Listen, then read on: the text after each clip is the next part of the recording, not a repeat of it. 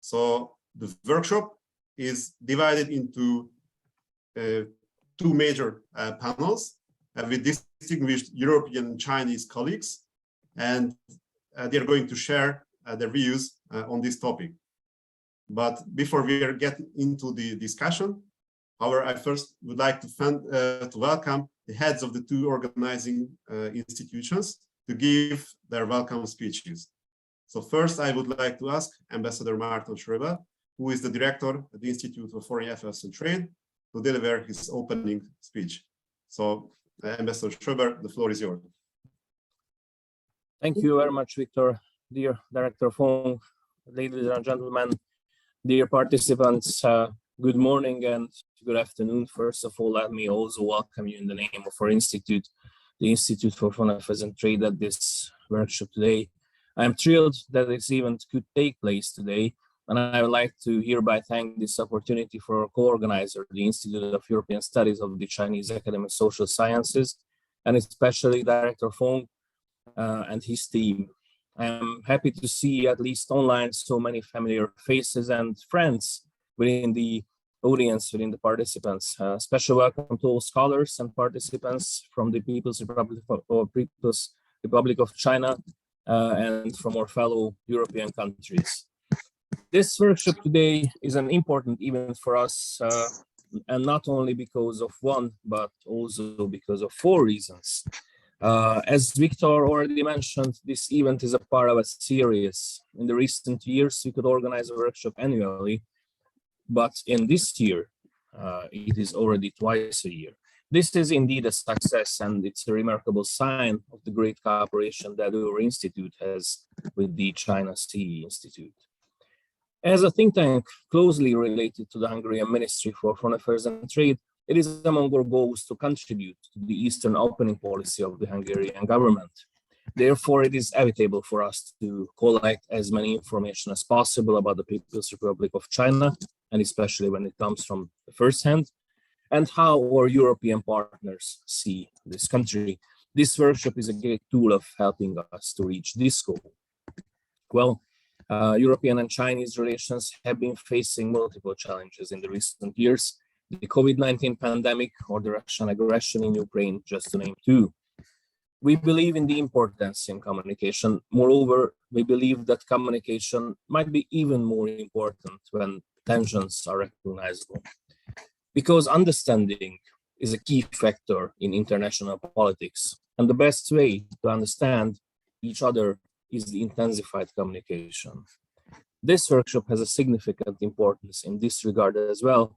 And what's more, the themes we are going to touch today have not only academic, but practical importance as well.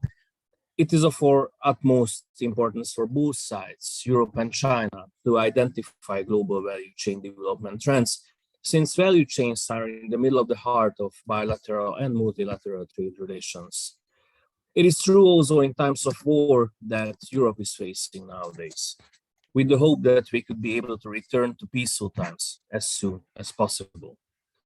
The COVID pandemic also affected negatively the intensity of scientific cooperation.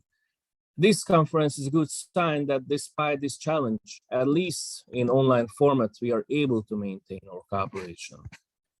Taking all these into consideration, I cannot overestimate the importance of such an event.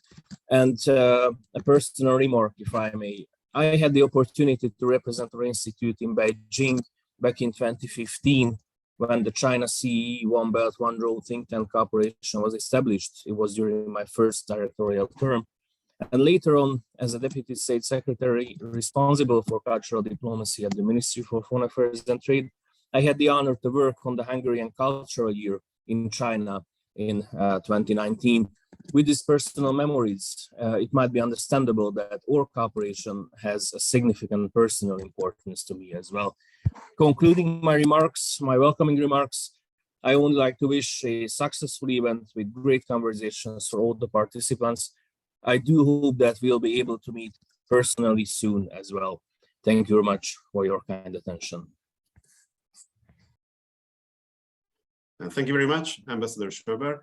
Thank you for these kind and important thoughts. Secondly, I would like to give the floor to Dr. Zhongping, who is the director of the Institute of European Studies and also the president of the China-CEE Institute. Please, the floor is yours. Thank you so much, Chair. Good morning to our European colleagues. I really enjoyed having the opportunity to participate in this seminar. I want to first of all to say thank you to Director Márton, for your very warm remarks. Our institute values has always valued partnership we have enjoyed between our two institutes. I agree. This is a very important event. The theme of this seminar is a very good one. You mentioned the international trade. You mentioned the big powers relations. You say it's Ukraine process. I would also like to take this opportunity to say a few words about Europe. What we think about what's going on in Europe, and also I will come back to China-European relations. There are a lot of discussions in China, in Beijing, about Europe. The obvious one is, the impact of the Ukraine crisis. It has been for many months, but what this is going to look like eventually? What is the impact? We have talked about the security impact. In Europe, people are talking about the war has returned to Europe, which means, you have no war for more than 70 years. Suddenly, what is the remarks made by French president? War comes out from the textbook.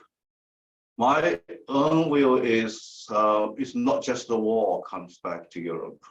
It's going to be some kind of Cold War, new Cold War between Europe and Russia. The hot war is in Ukraine, but the relations between Russia and the rest of European countries, I'm afraid, it's going to be very difficult. And this conflict, we cannot predict, for how many years. It's going to last for a long time, and not just about the time. Intensity of this war conflict is also another worry. People everywhere is talking about the possibility of a nuclear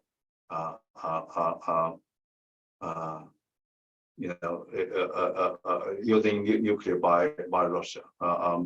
The American president and also other European leaders have already expressed the concerns. It's not just a security impact. Economic impact is same.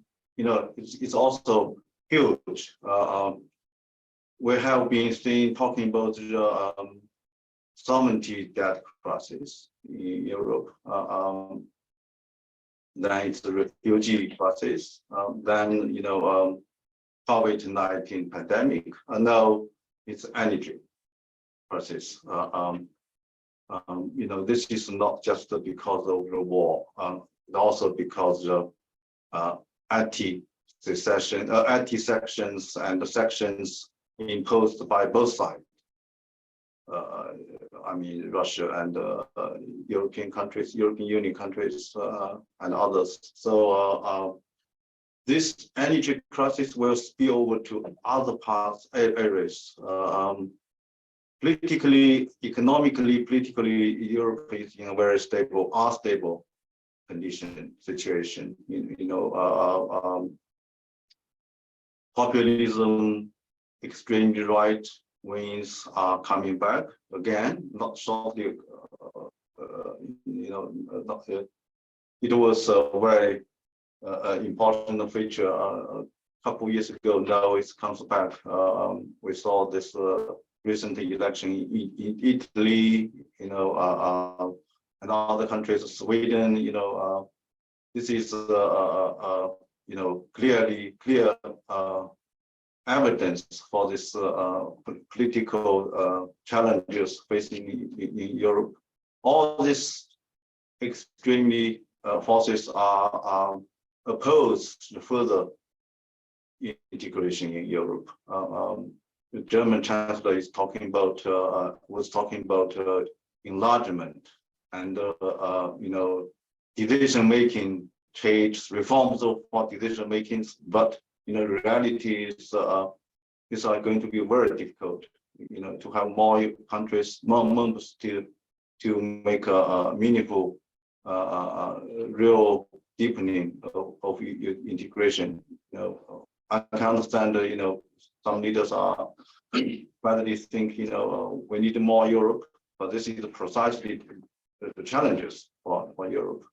It's very difficult to have more Europe because any one member country states can to this, and the political environment is no longer anymore favoring more Europe.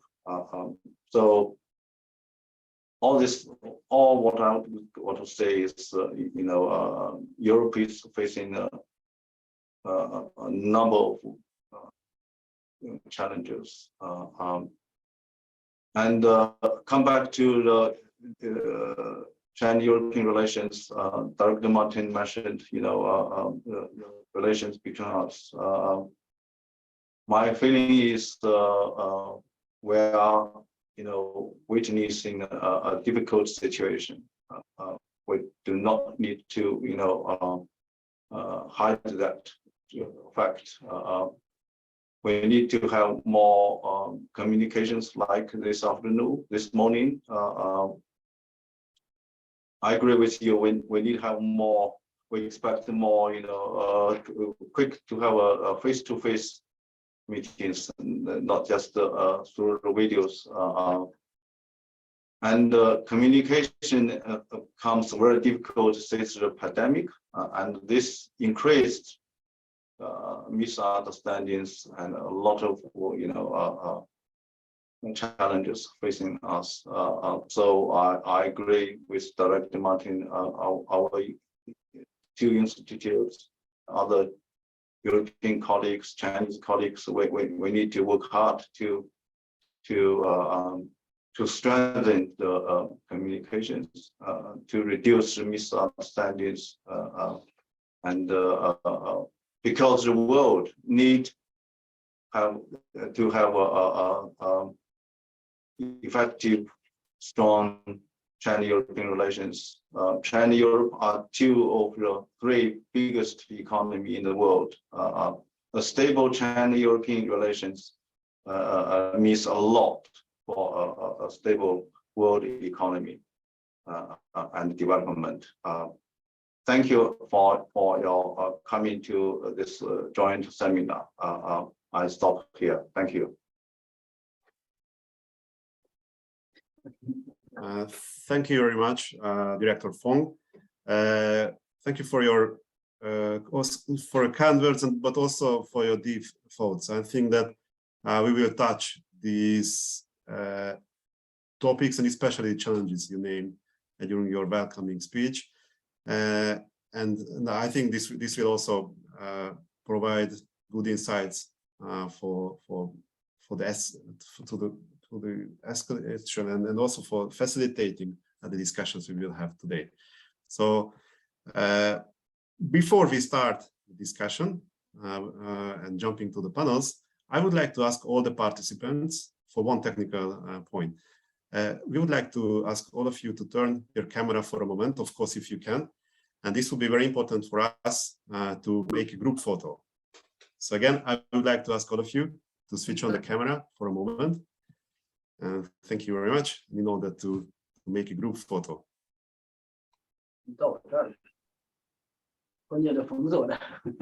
哎，其他人走没了？其他人走没了？那个全景，Thank 差 you. 不多制度是别到我这儿。有你说话了。对。 So please, if you can turn on the camera. And... 哎，咱们这个就只能对一个人了，自动的。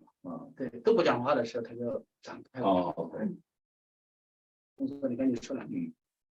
我们现在不说话了。你看，会不会集中到我们这3个人都来一下？哎。Okay, thank you. I have to say cheese. Okay, sorry, I have to cheese to all of you. So please, cheese. You can smile. Okay, thank you very much. Okay, I think nothing left to do but to hand over to the moderator to the first panel. So I would like to give the opportunity to Dr. Yanhong Sun, who is a senior researcher at the Institute of European Studies at the Chinese Academy of Social Sciences. So I would like to give the floor to Dr. Sun, please. The floor is yours. Thank you. Thank you. Thank you very much.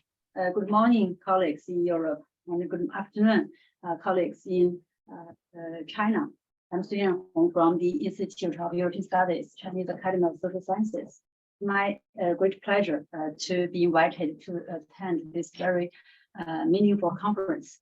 We all noticed that since the outbreak of the COVID-19 pandemic, there has been a lot of discussions within the developed countries about adjusting the industrial supply chains to ensure security. The logic of security is taking place. The logic of economic efficiency to become the priority of some governments and some multinational companies. In this context, the global value chain has entered a new stage of restructuring characterized by trends towards more localization, more regionalization, and more diversification. And this process is mainly driven not by cost-effective calculations, but more by geopolitical or values considerations. So it is also closely related with some new legislations from some important economic actors in the global market. So this topic actually refers to several perspectives, such as economics, geopolitics, and also laws. So in this panel, we have 4 experts focusing on different research fields. We believe that their insights, their speeches can complement each other and help us understand better the topic comprehensively. Yeah, we have an hour, and the last part saved 10 minutes for us. So we have about 1 hour and 15 minutes for this panel, and each speaker has 15 minutes to present your analysis and opinions, and then we have about 15 or 20 minutes for Q&A and discussion. So our first speaker is Professor Fabrizio ZUCCA. Professor ZUCCA is from the Research Center for Regional Economics, Transport and Tourism of Bocconi University. He's also the founder and president of his own company, SCHnomBERL Consultants. And he's also member of a scientific committee of EURISPES, which is a prestigious Italian think tank. Actually, EURISPES has been an important Italian cooperation partner of our institute for several years, and we had a lot of cooperation with the EURISPES and the president, Professor Paula, and the general secretary, Professor Márton, are always very supportive for our cooperation. So I'm so happy to introduce Professor ZUCCA today. I believe that based on his very rich experience, Professor ZUCCA will give us an inspiring speech on this topic. So the floor is yours, Professor ZUCCA. 看你在线吗？在呀。Is Professor ZUCCA online?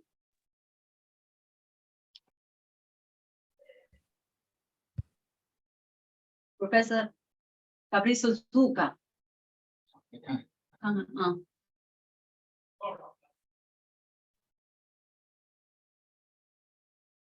I cannot see either.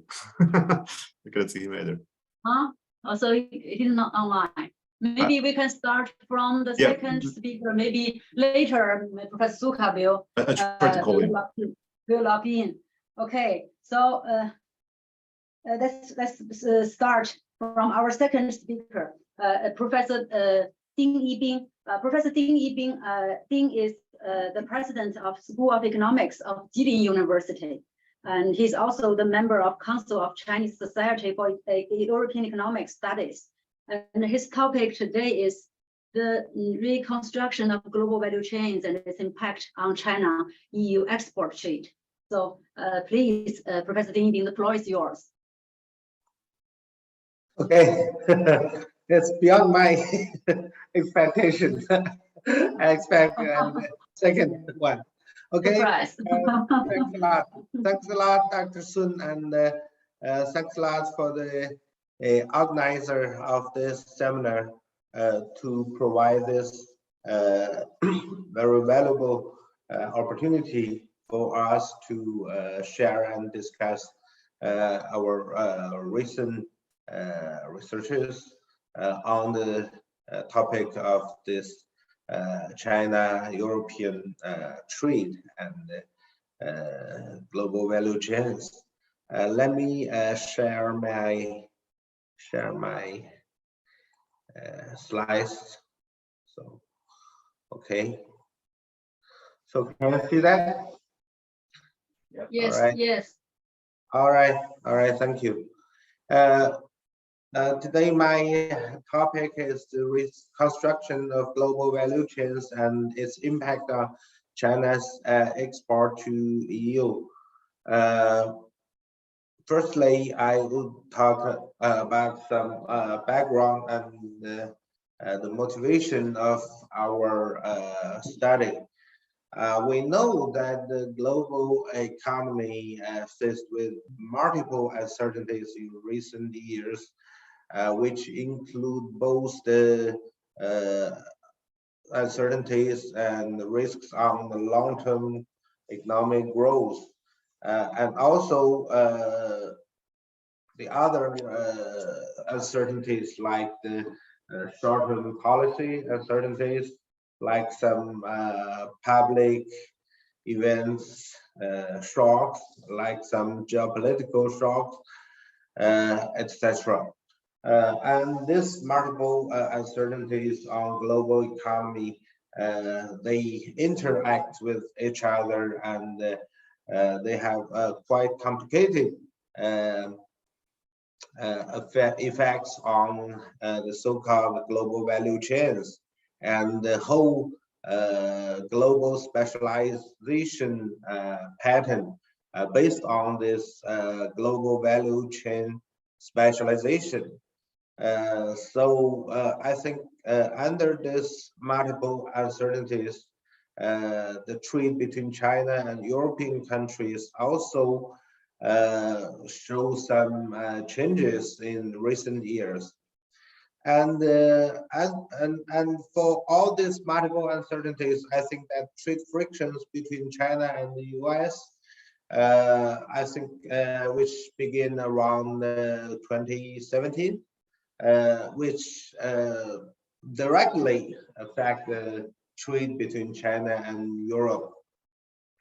And we can see later that this impact of trade frictions between China and the US may have some positive effects on the trade between China and the European countries. But anyway, all these multiple uncertainties caused so-called reconstruction of a trend of reconstruction of global value chains, which caused some, transfer of production between countries, which also caused some discussion and some expectation of the decoupling of some countries, like between China and the US. And this reconstruction, all this expectation of reconstruction also makes some effects or impact on China's trade with European countries. This are the global background of the topic we're talking about. And on the other side, from a Chinese perspective, we can see firstly, China has made many efforts to maintain and even develop its trade cooperation with Europe in recent years. And although there's trade frictions between China and US, but China has still and maybe made more efforts to develop its trade and also financial cooperation with Europe. And on the other side, on the domestic level, China also has made many efforts in recent years to upgrade its industrial structure, to make some structural change to achieve the so-called high quality development target.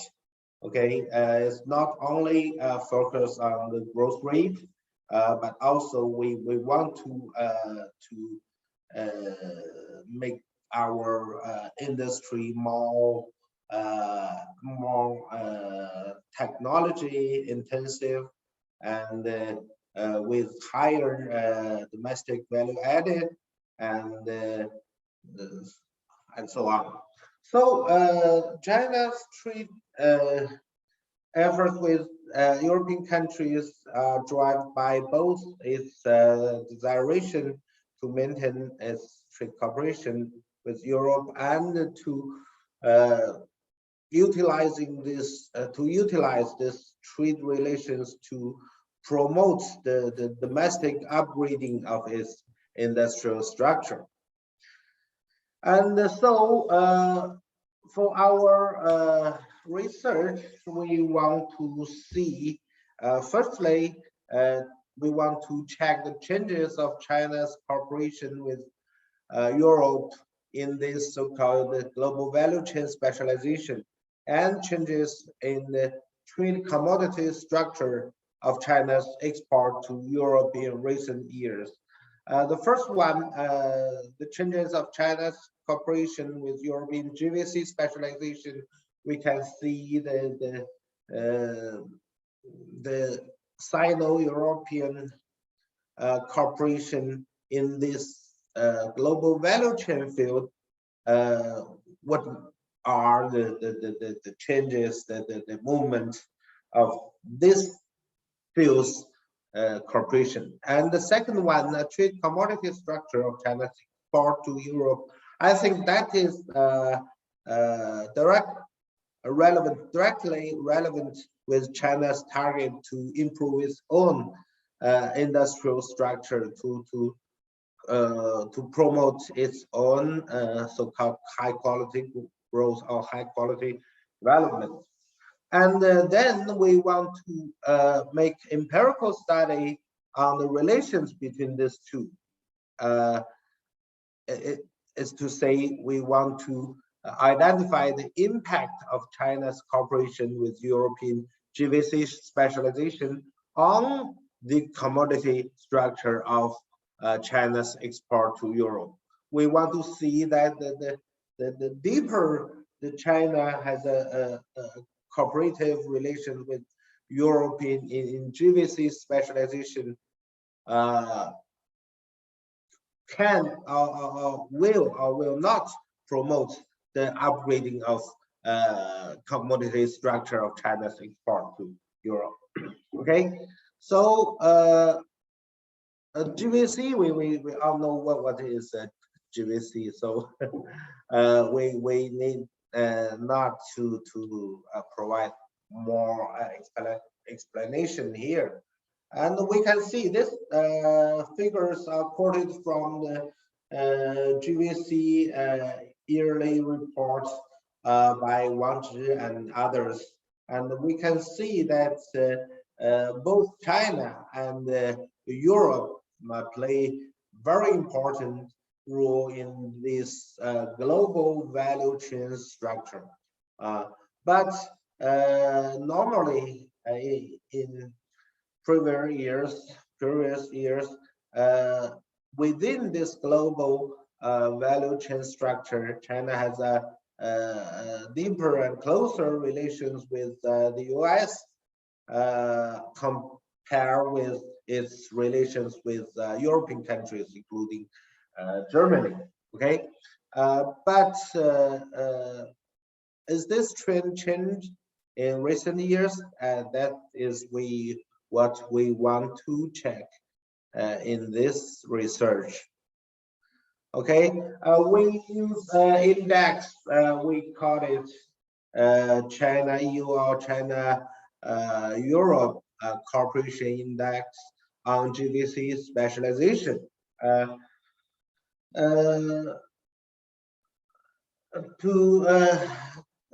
It's necessary to notice this year we include the UK in our samples, so it's totally 28 countries, because in most time for our sample period,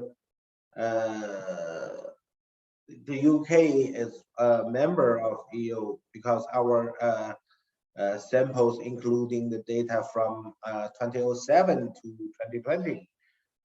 So we include UK into our EU samples. Okay, for this index, we call this TOCOM. In this index, which C and J represent China and its EU trade partner respectively, and I for I industry. So this ECI means the total export of China's I industry to European countries, to EU countries, and EJI means the total export of J country in EU in its I industry. Okay, total export. And IVCJI means the value added that China, the value added in I industry that China export to J country in EU, and then used by J country to produce final products and re-export by J country in EU, which means this this ratio that AVI to ECI plus EJI means the dependence of European J country on China's export of intermediates, and FV means and FVCJI means that the value added of China's China's I industry that come from J country in EU. Means the I industries value added in China that come from J country of EU. So the later ratio means that the dependence of China's I industry on the intermediates come from European countries. So combine these two together, we get a ratio that can reflect the interdependence of China and European countries in this GBC specialization. So we name it as a cooperation index. And we also use the ratio of China's I industries exported value added to J country in European Union to China's total exported value added in I industry as a ratio to show China's commodity structure of its export to EU. So we can get these two indices, and these two indices we know that are all on the country pair industry level. So we totally have 14 manufacturing industries for this calculation, and we have 28 country pair between China and one specific European countries. And we use the average level of this country pair industry level data to make a whole index of China-EU cooperation index and China's export commodity structure to European Union as this orange line and this blue line. This blue line represents the China-EU cooperation index in GVC specialization. And we can see that after all, we can say begin with 2017, this cooperation index has a trend of increasing both 2017, 2018, 19, and 2020. Okay, we can see a relatively significant trend of growth in recent years. And for the China's export trade commodity, and in fact, it's the share of its intermediate export to European countries. We can see except a sharp decline in 2018. In other years, the change trend is also increasing. And for the change of the year 2018, we can see it as a result of that year's the dramatic increasing of the trade friction between China and the US and its impact on the whole China's export to other countries. So we can see that firstly, we have a increase in recent years of China-EU cooperation index.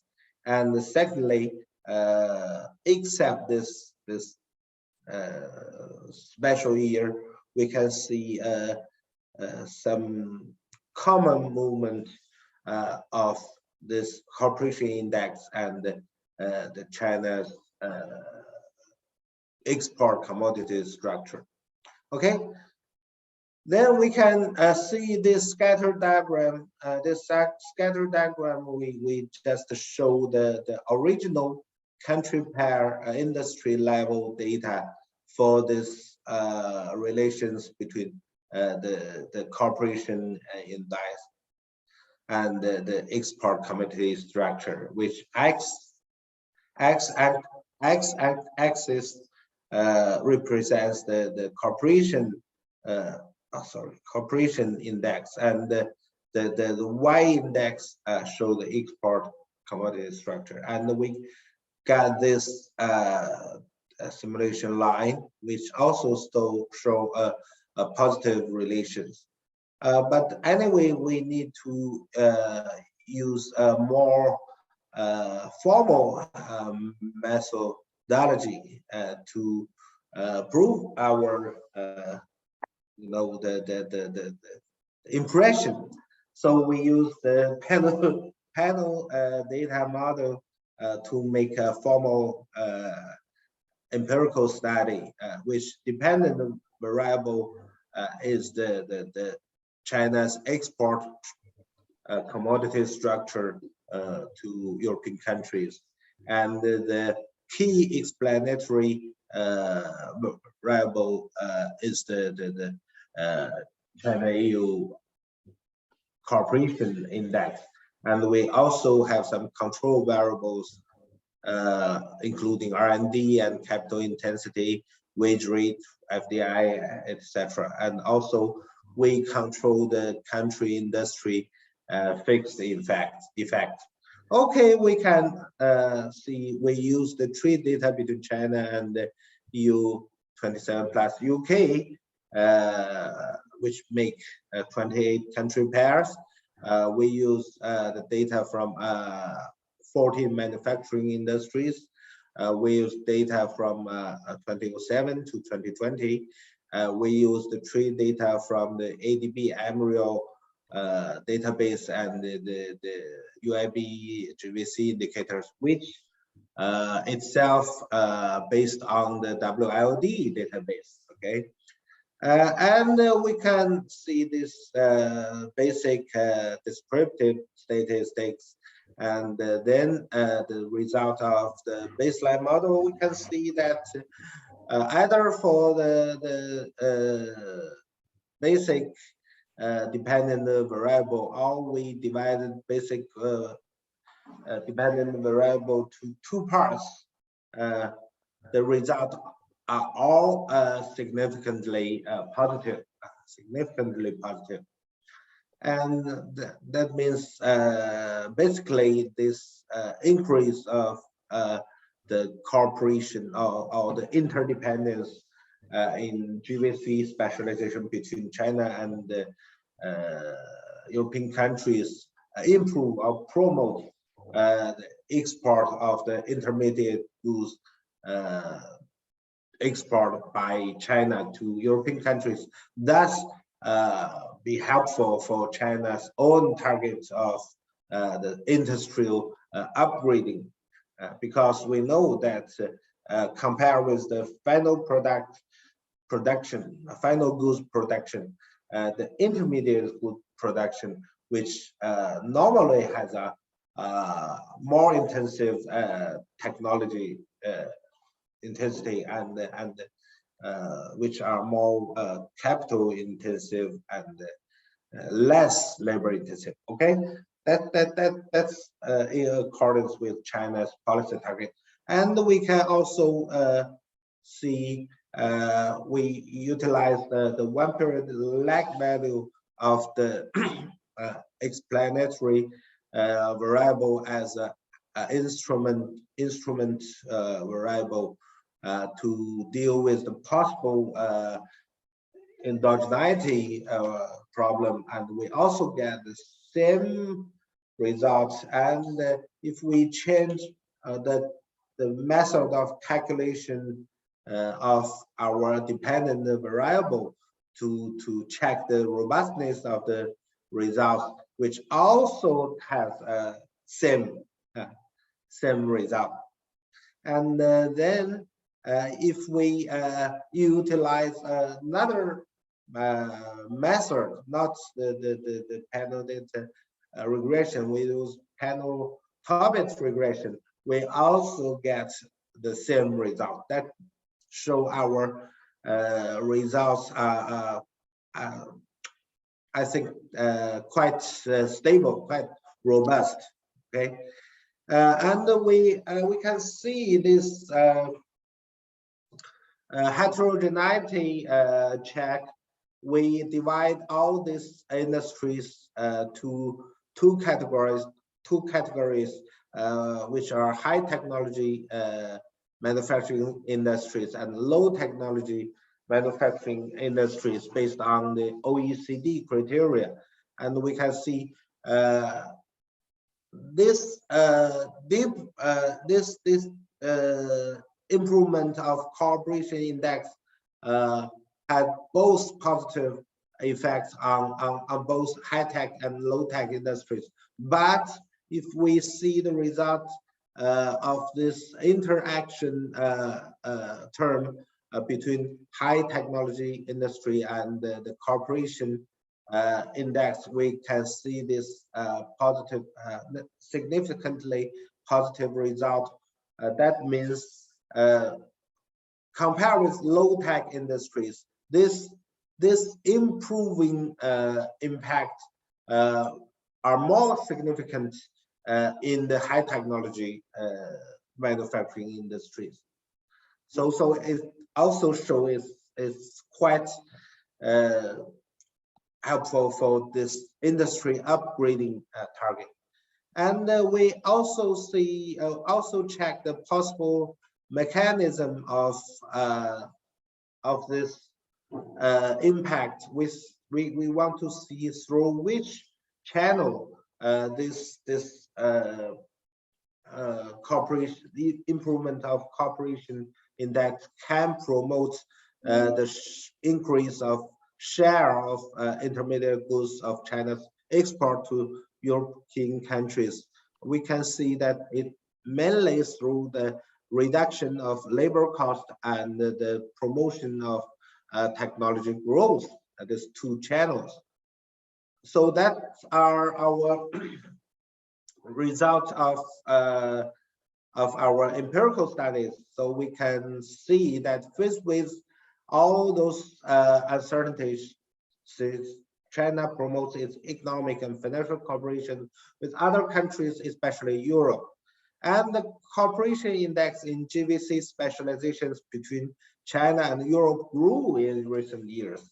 And the cooperation in GVC specialization between China and Europe has a positive impact on the commodity structure of China's export to Europe, thus be helpful for China's efforts on structural improvement for its manufacturing sector. Thus, China has motivation to improve its cooperation with Europe, with EU in GVC specialization. So we know that China join and try to join some regional or mega regional cooperative mechanisms, but besides this RCEP or CPTPP mechanism, China is still want to promote its economic and trade cooperation with European countries, at least from its own Chinese perspective, to get a higher quality development.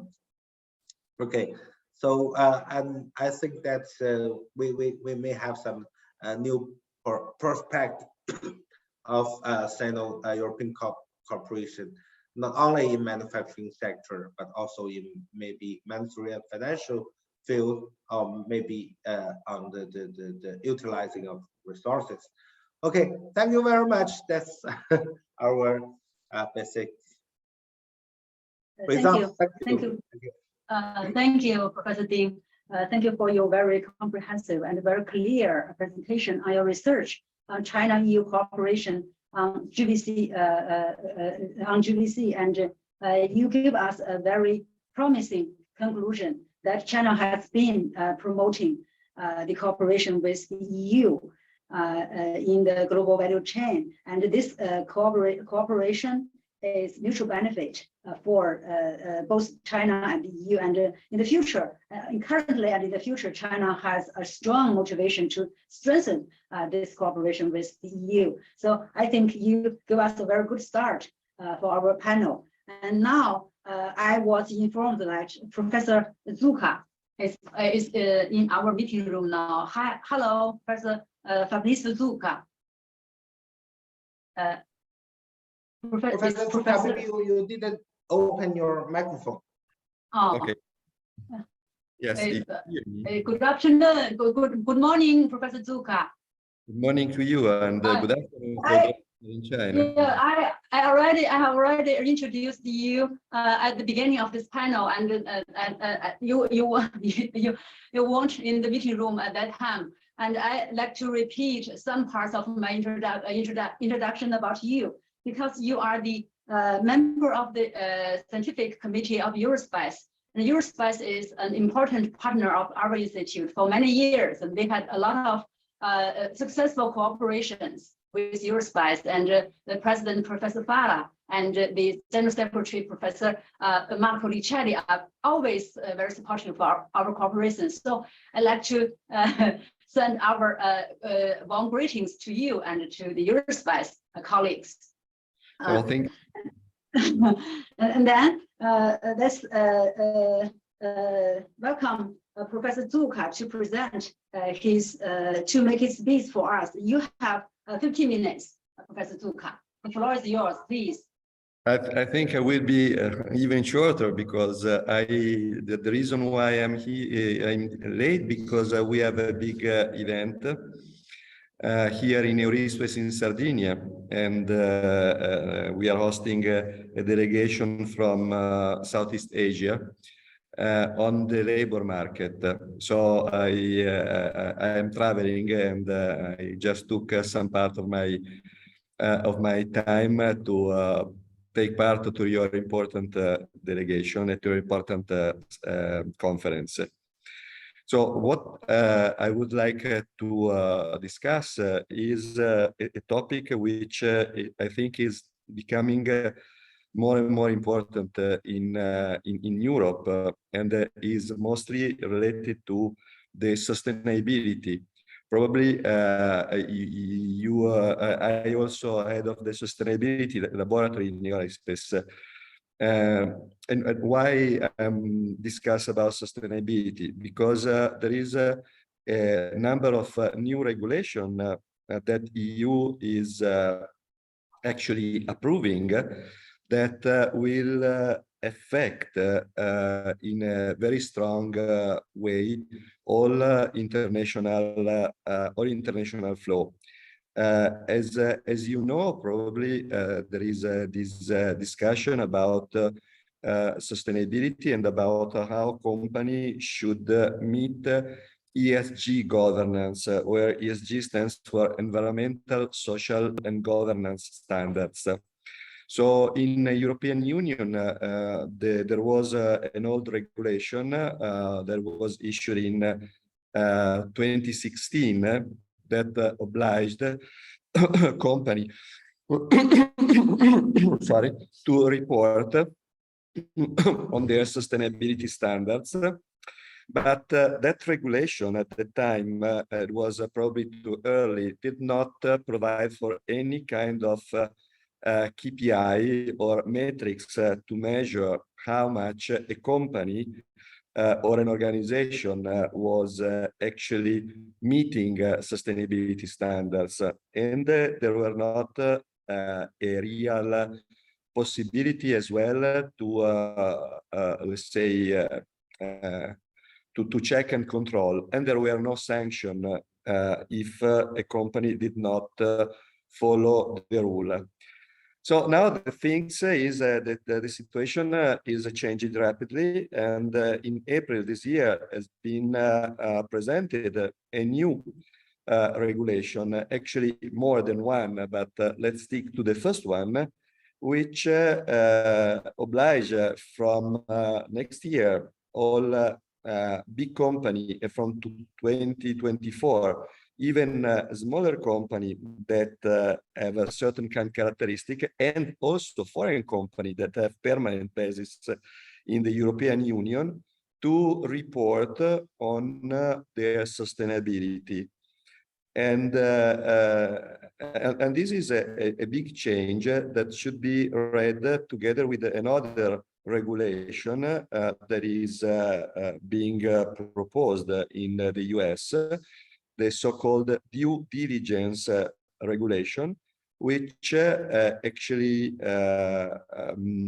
make compulsory for European company to certify not only their own sustainability, but the sustainability of the whole supply chain, meaning that if I want to do business in the EU, not only I need to be sustainable, but all my supply chain need to be sustainable. So all the supplier, all the company that I involve, all the partners that will work with me in my supply chain should prove, and in this case, there will be metrics, there will be KPI and principle for this sustainability reporting. And if I don't do that, I will be liable. But the interesting thing is that not only I will be liable to the EU and to the country that may decide to put some fines on my company, but the victims, let's say, so those that are damaged by my activity being not sustainable, can claim for compensation.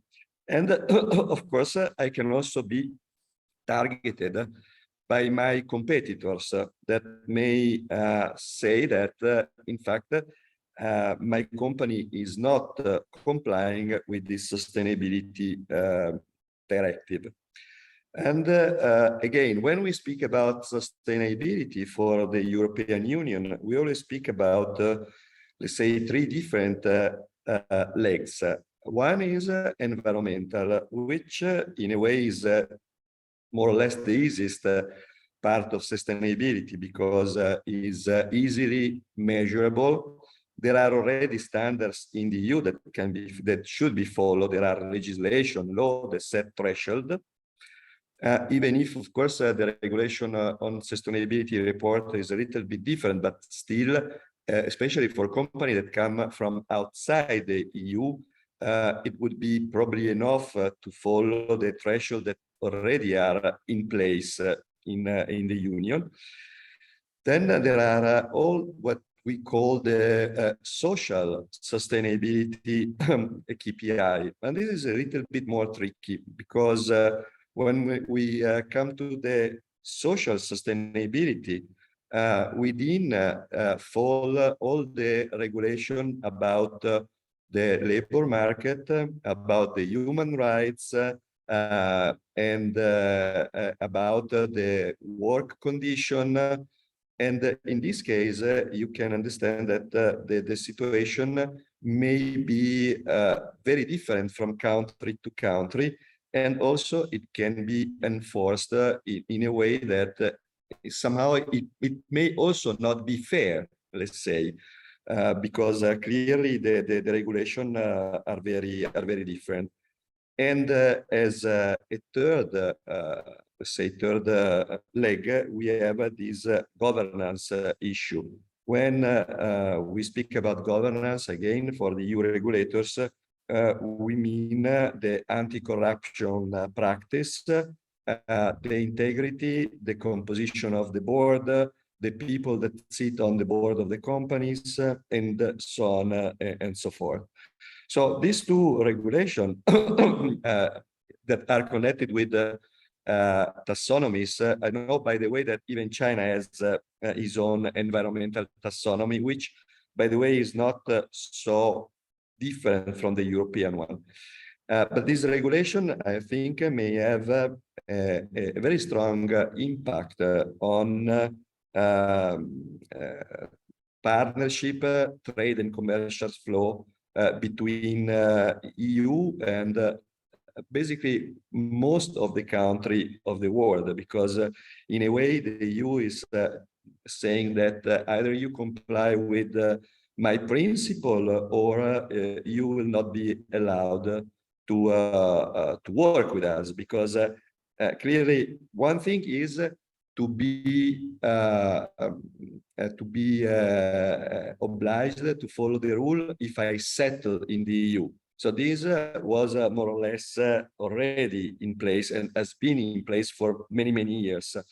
But there is a big difference from this, let's say, perspective to the perspective of being compliant, even if I work in my own country, but I just export my product and I work within a supply chain, a value chain, which is global and has its ending point in the EU. You understand that these make a very big difference, and there are basically two main issues to consider. The possibility that the sustainability could be considered or interpreted in a different way in different countries. And of course, this may somehow create issue and jeopardize the value chain. So I think that this is something that should be taken in very strong consideration, because it changes the cards on the table in a very dramatic and disruptive way. And even if the regulation are yet not in place, but there is a tendency in all Western world, and of course in Europe, even more, because the proposals are already there. And I would say that most of the political sphere, the political force in Europe are in favor of the introduction of this regulation. So I can say that they will be introduced for sure. And also the other issue is that the new reporting directive is a directive. That means that in member state there should be time to approve and to make them enforced in each state of the union. But if we speak about the due diligence regulation, the one I say that companies should prove that they are sustainable along their supply chain. There is a proposal for a regulation, and in terms of the EU law, when a regulation is approved, that regulation is immediately enforceable in each country of the European Union. And this clearly make this situation a little bit more disruptive. Clearly, it is from one side correct that when we speak about sustainability, we take into account the whole life cycle of goods, because it would be a very easy escape to say I'm sustainable, I'm clean, and then push to our supplier all the dirty part. But from another side, especially when sustainability is enlarged to social and governance, there is an issue of the base of the regulation that should be comply with, which are different throughout all the countries. So just that is my small, let's say, contribution. I wanted basically to raise a flag, a red flag on this, because I think it's very important for any kind of future collaboration. It should be found some kind of agreement so that the flow and the cooperation may not be jeopardized by sustainability, which from one side is a good thing, but from the other side, it is happening in a silent way, without that all players realize that is happening. And this can be a danger for the global value chains.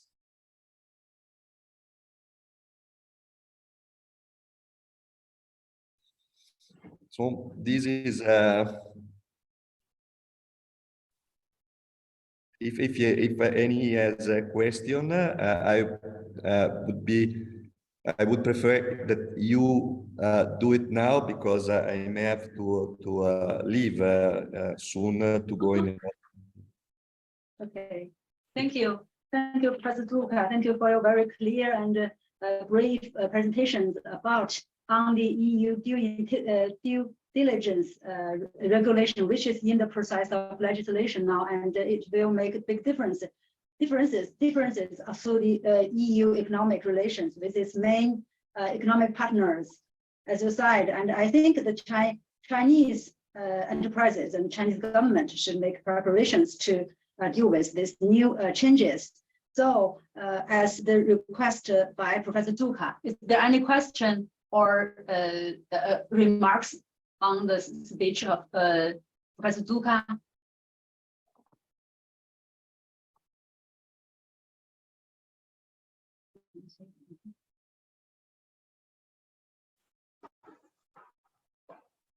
Professor ZUCCA, may I have one question?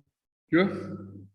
Okay, so thank you very much. It's Viktor SCHnomBERL, and it's good to see you. You mentioned that there is a prospect that this came into power, but do you have a prediction when Chinese and of course all European value chains have to expect that this came into power? So can you provide timeline or something like that?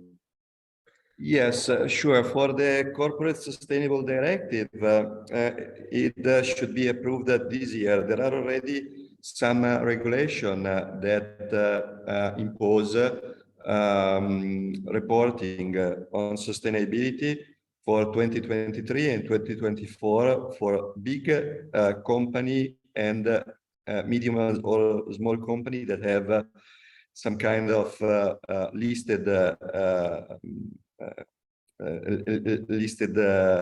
on the stock exchange, even if they are small. The issue about this deadline is that until the directive has not been issued, the standard will not be set.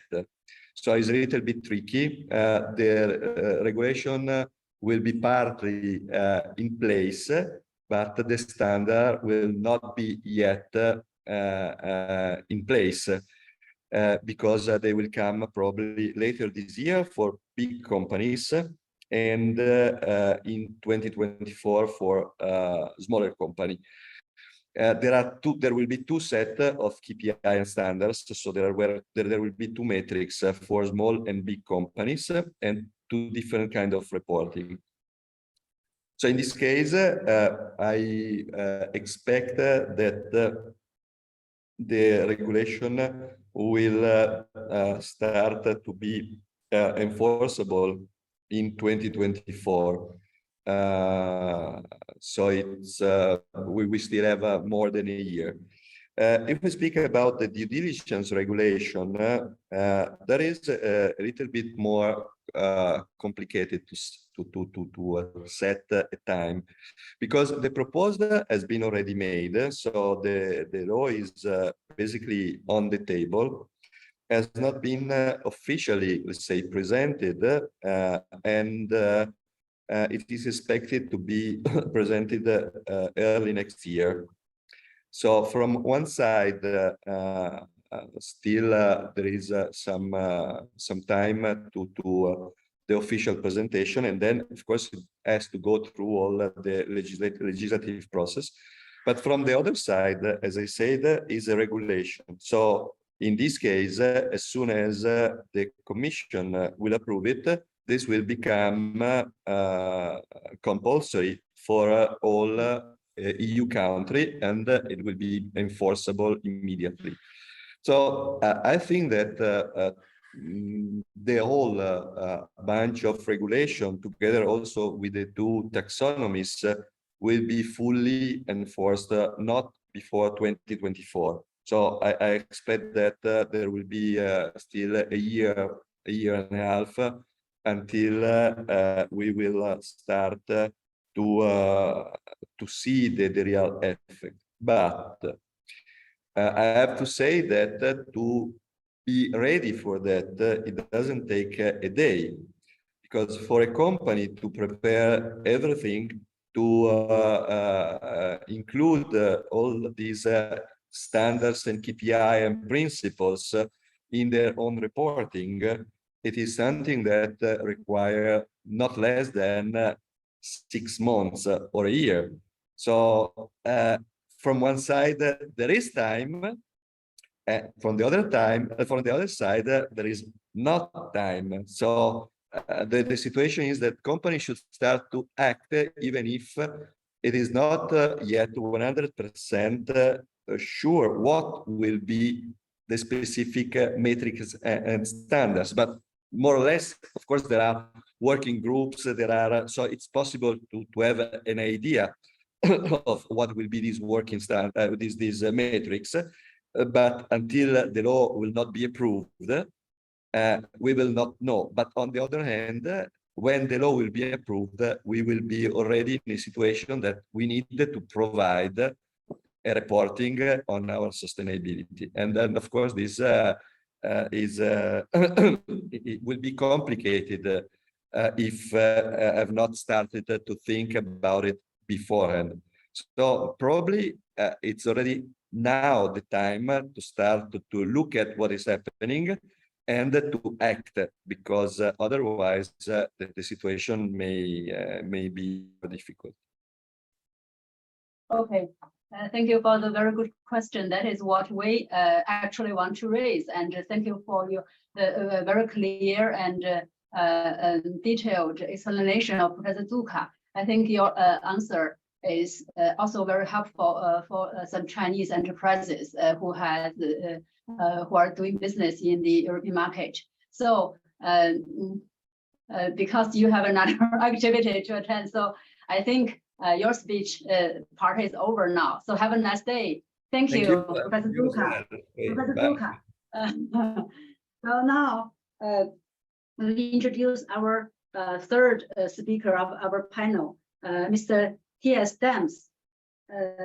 T.S. Dams is a research fellow at the Clingendael Institute, the Netherlands Institute of International Relations.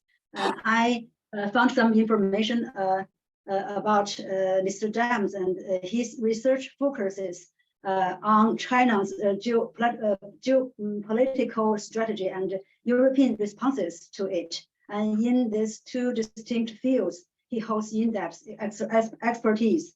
So his topic today is ESG and geopolitical risk, changing perspectives from European institutional investors. So the floor is yours. Mr. Dams, you have 15 minutes. Thank you very much, Professor, and thank you to the organizers of this seminar for inviting me. It's been fascinating and very enlightening so far, and it's a very valuable opportunity to once again exchange ideas with fellow European partners, as well as such esteemed thinkers from China. Due to COVID, it has been quite a long while since I've had the opportunity to directly have such an exchange of ideas, and given the geopolitical stresses that are escalating, it becomes increasingly important to indeed avoid misunderstandings and understand one another's point of view. So thank you very much for the organizers, and also to the chair. I will only have a few brief remarks as an introduction, and from a particular perspective. And I've prepared a short presentation, but I think for convenience's sake, I will just rather tell you than put it on the Zoom link. I think it's fine like this. First, I will talk a little bit about my perspective and the limits of my perspective, because I think I can make a contribution from some particular research projects and experiences we've had at Clingendael in the last couple of years, but that certainly doesn't cover the grand topic of the title of my presentation. And then I will make some points related to the substance of that topic. But first, let me say I'm based in the Netherlands, in Western Europe. And a number of years ago, together with AXA IM, a big asset manager, investment manager, located in various European countries, we set up the China platform for European institutional investors to provide basic knowledge of Chinese governance and economics and geopolitical trends concerning China to European institutional investors. And our main points of contact have been as I've said, asset managers in a number of countries, Germany and France, but mostly the Netherlands, and also Dutch pension funds. And this is of particular interest because pension funds in many countries aren't such substantial investors. In Holland, they're huge, right? So especially in relation to the Dutch economy, but also globally, Dutch pension funds have very big capital reserves and adding up to about 1,200 billion. And so when it comes to the perspective of European institutional investors, particularly Western European institutional investors in the Netherlands, those pension funds are the big players. And what I would like to share with you today is a short view on the changing perspective that these institutional investors have had in the last couple of years, that have changed quite quickly and dramatically, I think, and where that ends up today. And there is my focus on the geopolitical context and the way the geopolitical context impacts the viewpoint of these actors on China-EU relations and their investments in China. As I've said, my expertise is in geopolitical strategy. I'm not an economist or someone who works in finance per se, but we've been working with these financial market actors, these institutional investors, for the last couple of years to bridge the gap between those worlds. And I think actually not just for our work, but on the macro level, that becomes increasingly important as tensions grow. So a very particular perspective, and certainly I can speak for all of Europe or a vast part of China-EU relations, but I will just pinpoint some changes in the perspective of these very particular but very interesting actors, namely Western European institutional investors. And I think Professor ZUCCA has been very eloquent already in pointing out a number of the challenges that I was going to mention too, but let me approach it from a different way. So only in 2017, 18, 19, again, to take the example of Dutch pension funds, were reporting large amounts of investments, direct investments in China, and they were growing by the year. So I think in 2018, they had a cumulative investment, or the large pension funds had a cumulative investment of 20 billion euros in China, which is a big deal certainly for the Netherlands, and it was growing by roughly 2% a year. And the general atmosphere was that investing in China, and in particular in a number of particular industries, but foremost sustainable investments in green finance, was not just increasingly important but crucial to achieving not just the economic targets these pension funds set themselves, but to achieve some of the ESG standards and ambitions that they want to achieve. So investing in Chinese green finance was seen as a very crucial part of achieving the sustainability goals of these large institutional investors. And in a way that, in some ways, that has stayed the same, but the context has become rapidly a lot more difficult. And that's really come from, again, from their perspective, from these actors' perspective, uncertainty has arisen in the last couple of years due to a couple of factors, both China domestic and international.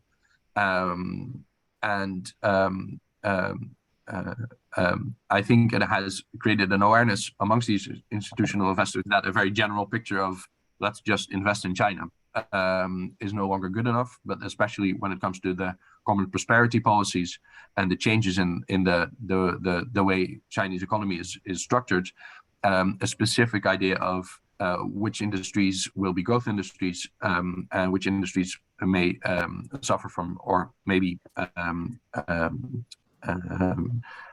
subject to more regulation is incredibly important. Just to name an example, a large asset manager in the Netherlands decided to pull out much of its China investments when the home tutoring industry was newly regulated in China, and I think this indicates that, you know, beforehand that was even though they weren't directly invested in that, ironically, but I think that indicates this change of perspective, that beforehand there was much trust in a further general liberalization of the Chinese economy, and now these asset managers have, after a first scare, are trying to particularize their strategies and seeing where liberalization and openness to foreign investment is going to increase and where, in which industries that's not going to be the case. So that was a big issue, and of course international factors concerning China are of great importance in that.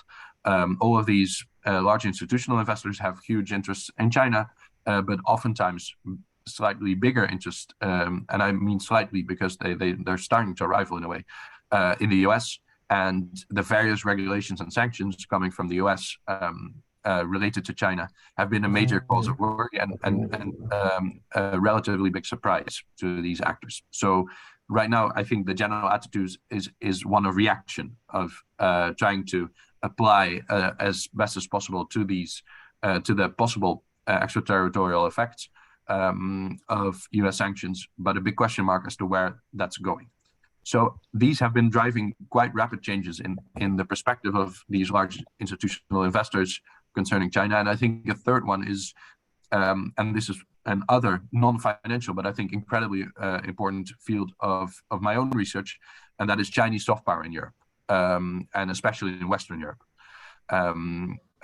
So the debate on China has been rapidly changing, really in the last 4 years, in France, Germany, the Netherlands, Belgium, across the board, and in many, really in a similar way in all of Western Europe. And again, to give the Dutch example, the Dutch pension funds are governed by a mix of employers' representatives and employees' representatives, and these representatives are asked to represent the viewpoints of their constituents, so of the employees, for instance, of you know, large industrial sectors.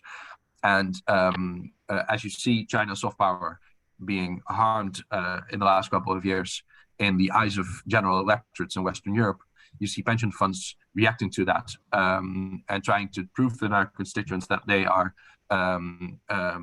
either rapidly scaling down their investments in China, or at least scaling up the checks and balances against ESG violations as they see it, possibly concerning their investments in China. So that soft power switch, I think, is vital to understanding the changes of these institutional investors' behavior and perspectives. And that has led to really ESG and geopolitical risk being connected domains on their desks of these asset managers and institutional investors, like that wasn't the case in decades before. And I think that's very interesting.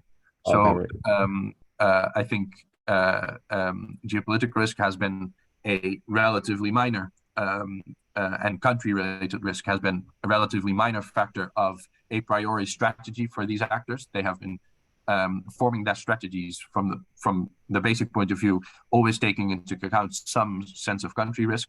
But as the Financial Times writes, even this morning, country risk is back, and it's no longer a minor point on the a priori strategy agenda. It's become a major point, and it's also become a major point vis-a-vis China. And ESG has always been a posture or a check, I would say. So many of these asset managers have laid out investment strategies and then put in place checks and balances to see whether these strategies do in fact meet ESG standards. And I think because of the politicization of some of these ESG issues related to investments in China amongst Western European electorates, and the connection of ESG issues and geopolitical strategic issues in, for instance, American sanctions, ESG and geopolitical risk have both become a priori issues, and actually have become a priori issues that are high on the strategic agenda of these large institutional investors. And that's a crucial change in perspective, and very interesting. And I think it's very new. And so these actors are certainly struggling to see how they can operationalize that change of perspective. They're really struggling with that, and I don't think there are easy answers yet. And on top of that, indirect China-related geopolitical risk, as these actors call it, is becoming a growing concern. And so this concerns the way European, the top 50 European Euronext companies are affected by China-related geopolitical risk. Because at the beginning of this scare, I would say this geopolitics is back scare, there was a general sense of, okay, well, divesting from China and into Europe will help mitigate that risk. But of course, many of the top 50 Euronext European companies are incredibly interwoven with China and will suffer from or be subject to China-related geopolitical risk, whether coming from Washington or other places.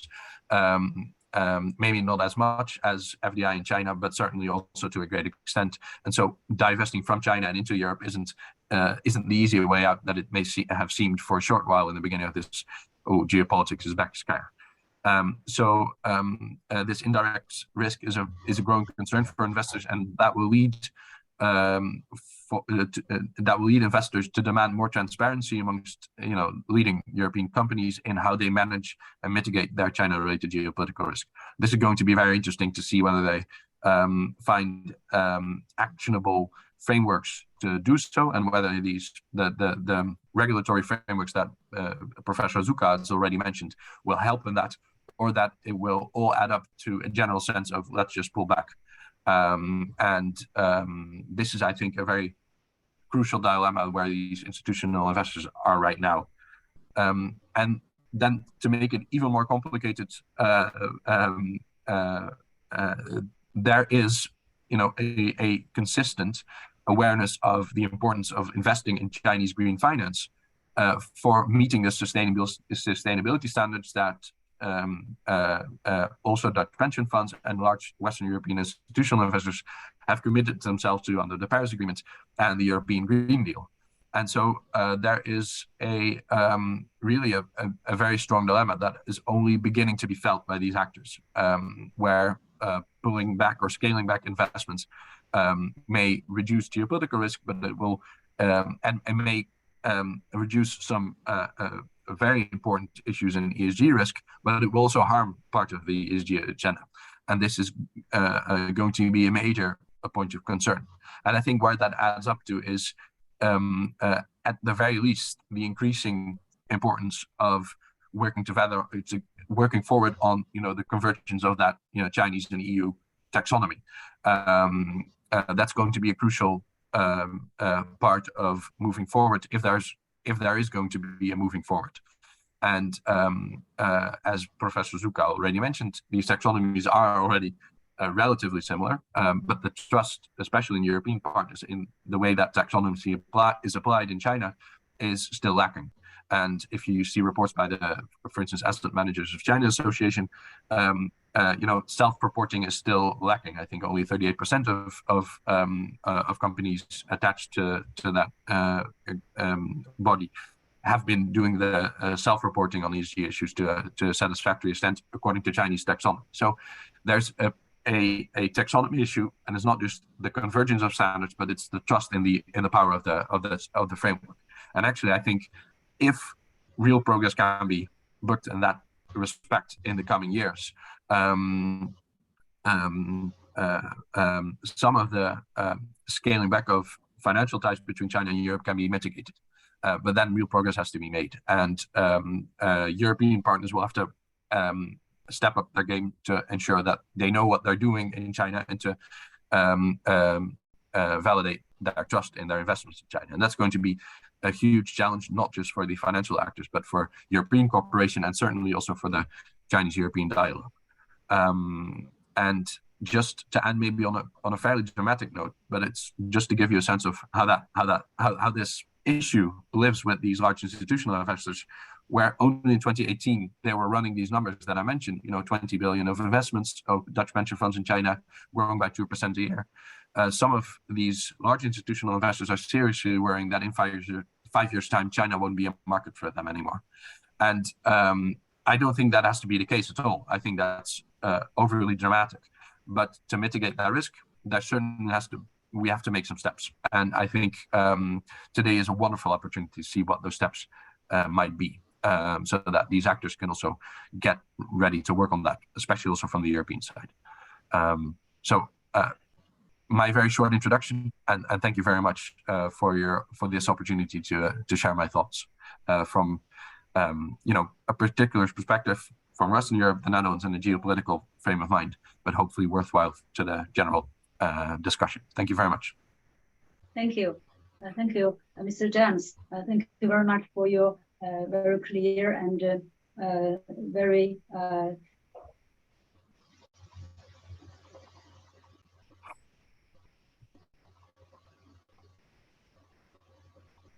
I've lost connection to the moderator. Neither. Okay. So we lost connection. So thank you very much for your. Can you hear? Can you hear us now? Can you hear me now? Hello. Hello. Yes, we can hear you now. Okay, and we can see that the geopolitical factors have become the more have been playing more and more important parts on the decisions of European institutional investors to invest or not in Chinese assets. So, and you also talked about some huge challenges between China and EU to move forward our economic relations. So thank you very much for your very excellent speech. And now we will make some discussions later. After our the last speaker, Professor Yibin. Our last but not least speaker is my colleague, Professor Yibin, is the head of division of the EU Law Studies at our institute. And he has been following the EU's foreign economic laws in recent years and published a lot of papers in this field. Today, his topic is from embedded values to critical raw materials, how the EU forges new toolbox to decouple China from its supply chains. So, the floor is yours, Professor Ye. Good morning to our European colleagues and good afternoon to our Chinese colleagues. I'm very glad to report my observe from legal perspective how the EU forges new toolbox to decouple China from its supply chain, and also want to have a suggestion to China and the EU to act from my personal perspective.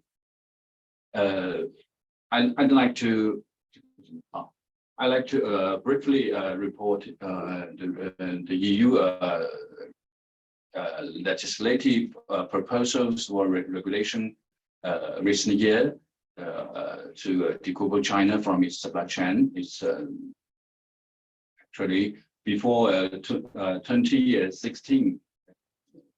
There was rare EU legislation to deal with China issues, but since 1916, the first regulation on the WTO issues, then the EU regulation on FDI screening, the EU introduced more and more legislations to deal or to redress its concerns on China's growing influence on EU's internal markets. And I try to list it, and then I distinguish the legislations into two stages.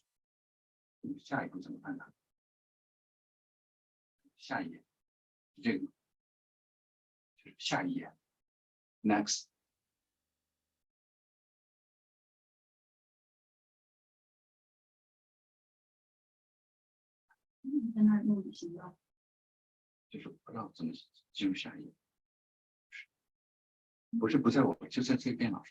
Next.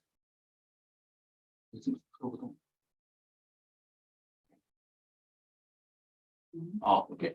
The first stage, actually, we can came back to the 2019 June communication by the European Commission, and in EU Commission's EU-China Strategic Outlook paper, it announced a lot of the initiatives to reduce its concerns on China trade or investment issues. For example, the 5G toolbook, it was introduced in 2020, and screening of the FDI. Actually, this regulation is formally came into first. Yes. Next slide, thank you. Next. Yes. And the next foreign subsidies instrument, it was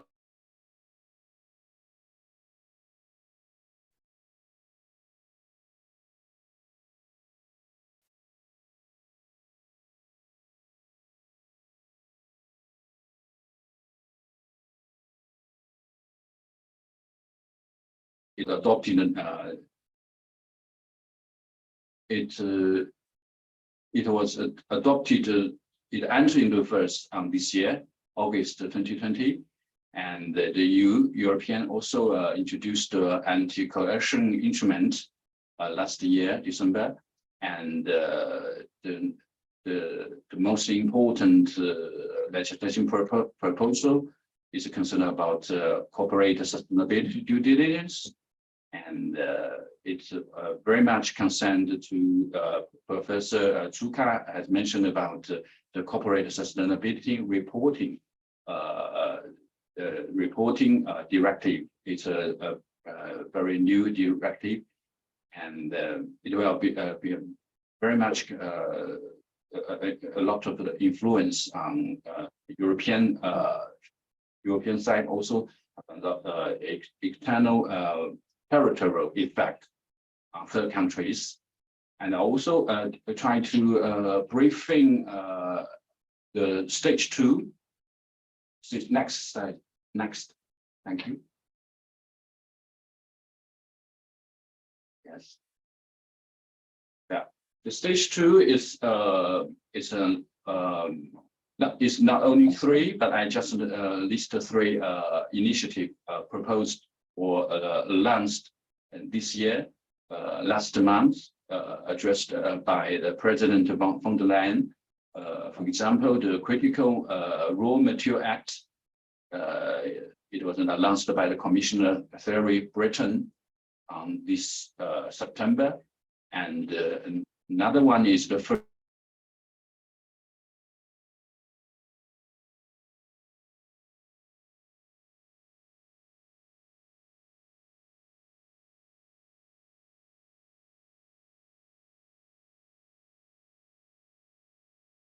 emergency instrument. It's a comprehensive legislative package adopted by the European Commission. We can see the two stage.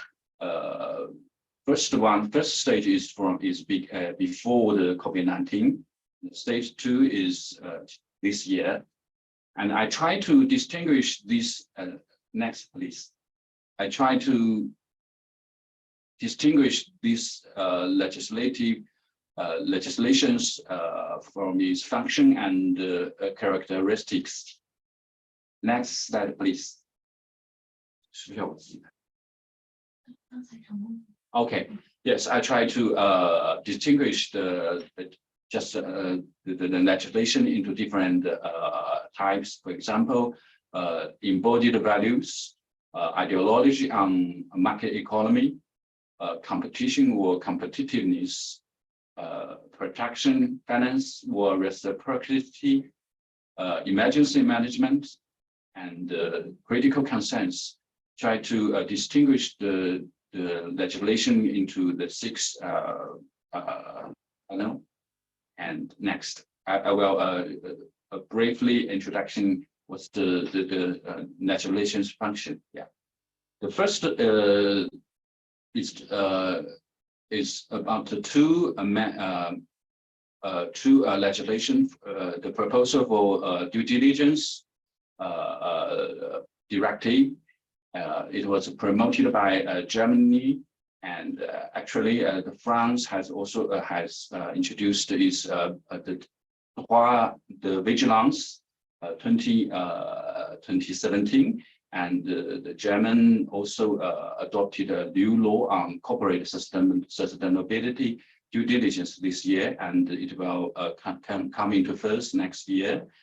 And this proposal, the European is a European Commission version, is now so ambitious than the proposal posted by the European Parliament, but it will have a huge impact on about 13,000 European companies and more than 3,000 companies from third countries. And that means the huge companies, international companies, will be falling into the scope of this proposal if it can come in first. And another one is the ban for the product made with personal labor. My remarks is from positive impact. I think this kind of the legislation it will build a European model for human rights-based economy. It's a new European transformation, and it will promote international sustainability. But the problem is it's a unilateral legislation with a huge extraterritorial effects. It may make some side effects. And this legislation demonstrates non-discrimination and some European values. Is very different to the U.S. method. U.S. method to demonize the Xinjiang cotton. I think is the European way and the American way is quite different. And the European is its normative effect is legislation include the local and imported production with a non-discriminatory way, and I think it's not it has a trade effect. It also has its effect, the positive impact on its internal market, its internal human rights governance. But the negative impact, I think, is these proposals will be liable to be politicalized as a trade protectionism instrument. It's quite easy, or there is a huge risk to be misused or to discriminate upon disinformation, and the error would aim at an imaginary target, and the last cost will be paid by the European consumers. And I think the European Commission should to calculate the cost on the European consumers. And another category is the ideology on market economy. For example, the foreign subsidy instrument is introduced by the Commission on 2021. This initiative is a very, it also have a huge impact on the current EU-China trade relations. And my personal remark is it may be make the comprehensive agreement, investment agreement between China and the EU into a very awkward situation, because actually this proposal is going to close the investment market into Chinese enterprise owned by the states. Yeah. And another one is the next. Thank you. Another category in the, of the legislation is more focused on the competitiveness or protection or pursue reciprocity and also show EU's emergency response or management concerns. And in these lists, I want to focus on the single market emerging instrument. I think also this new, very new proposal has a lot. I can understand the European Parliament or European Council want to build its reservoir for emergency materials, but they also cost a lot of the capitals or monies on some these emergency instruments. And next, thank you. Yeah, the last in the list is the critical concerns from the European side is, for example, the FDI screening mechanism. Yeah, it's coming into first 2020. And another one is the Critical Raw Material Act is just announced by the Commissioner Thierry Breton last month. The proposal has not published yet. I think from my personal perspective, I think it is quite very much have a lot of the impact on Chinese trade into European market. And the new legislation will aggravate the security concerns or the trade, the traditional security or the modernize the security concerns of the de-globalization sentiment, which is concerned by geopolitics and ideology. Yeah, our colleague team then just analyzed the geopolitics among in the context of the EU-China trade. And next, please. Yeah, and I try to understand the European perspective. There are two proposals from the European side. One way is to a full decoupling from China, full decoupling. Another one choice or option is China +1. That means, yeah, China is quite difficult. Is possible to the full decoupling from China is economical possible, but the China +1 strategy same a more liable scenario. Yeah, it's this it was reported by David Ramsey from ISS. It's a European think tank.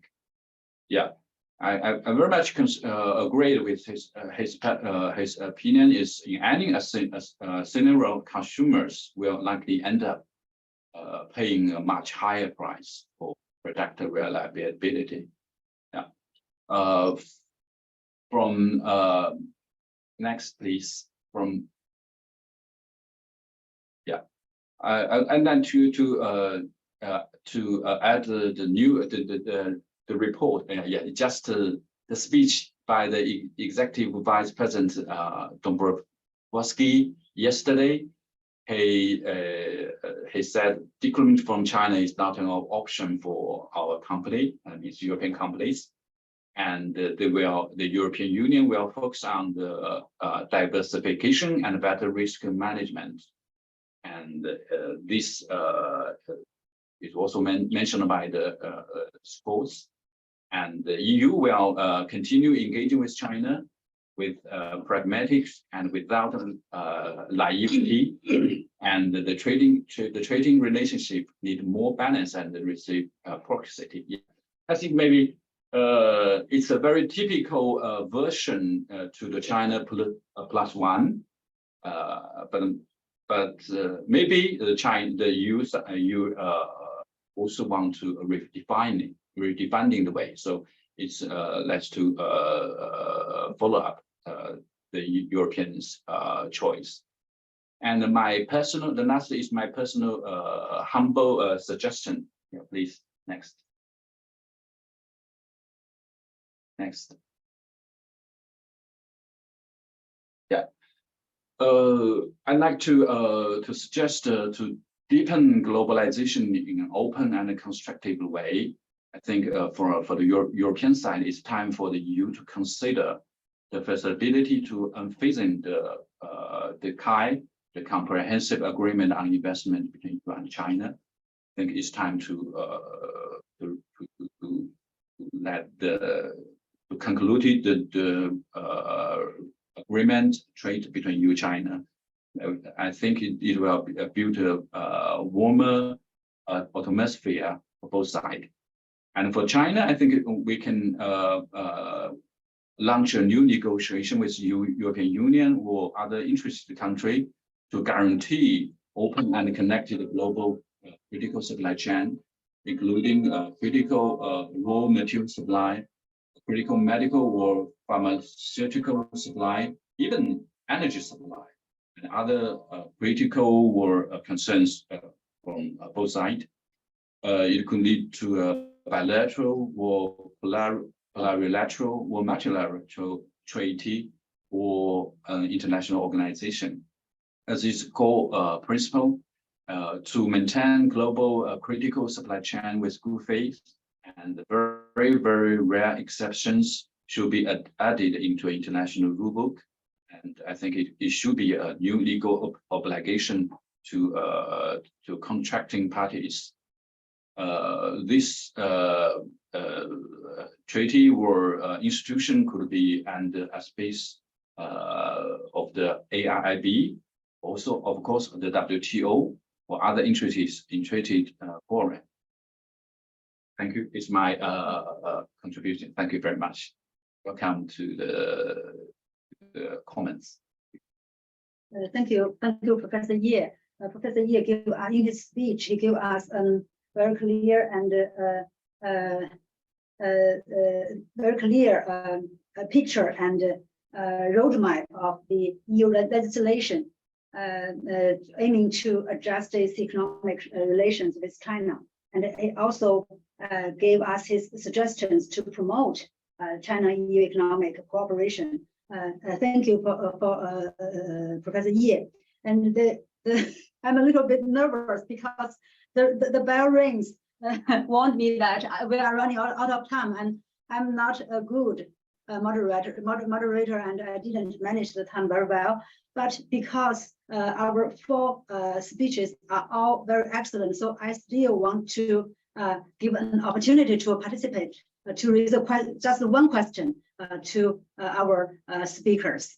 Okay, so is there any question? I see there's a question in the chat window. Yes. Oh. For Thais. 我看一下，我看不见这个。对，字太小。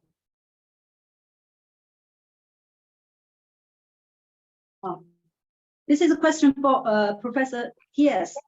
Professor T.S., can you see the question in the chat? Yes, I can. What information on the European pension funds direct investment in China? What's your view on the sustainability of the American pension funds in Europe?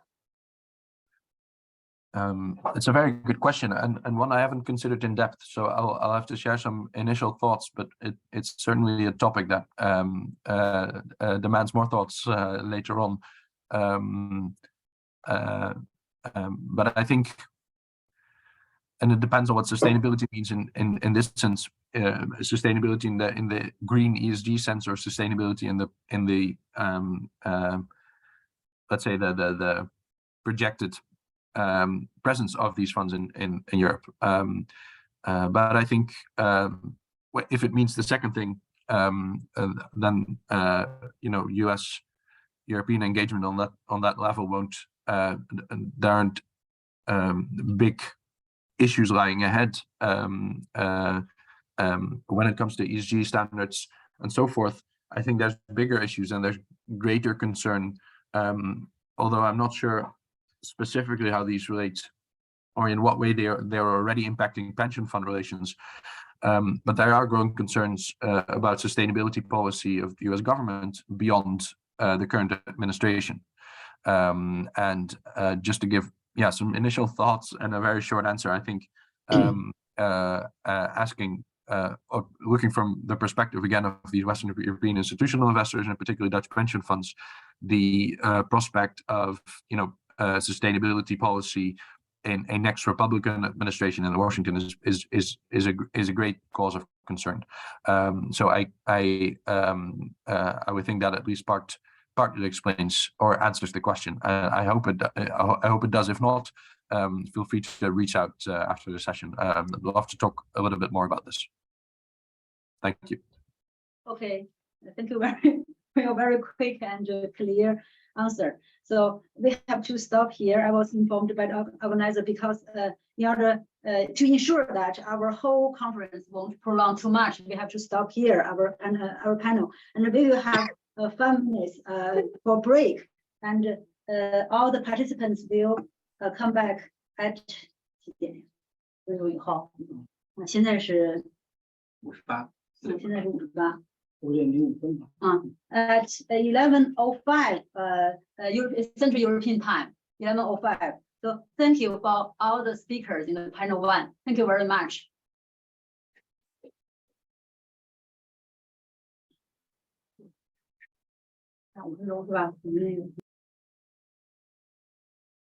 So, ladies and gentlemen, our second panel is about to start.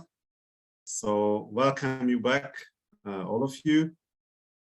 And for those who are joining to our workshop today, my name is Viktor ESZTERHAI. I'm a senior research fellow at the Institute of Foreign Affairs and Trade, and I'm going to be the moderator of the second panel. In the previous panel, we had a wonderful discussion about the global value chain development trends and how does it affect the European Chinese relations. And I hope this will be continued in this panel as well. In the second panel, we will have 4 distinguished scholars. First, I would like to ask or invite Professor Changyuan, who is a professor at Fudan University. And his title is going to be, his presentation is going to be the political relations in the era of global value chains. So I would like to give the opportunity to Professor Luo. Please, the floor is yours. Yes, thanks. So let me share my screen. Sure.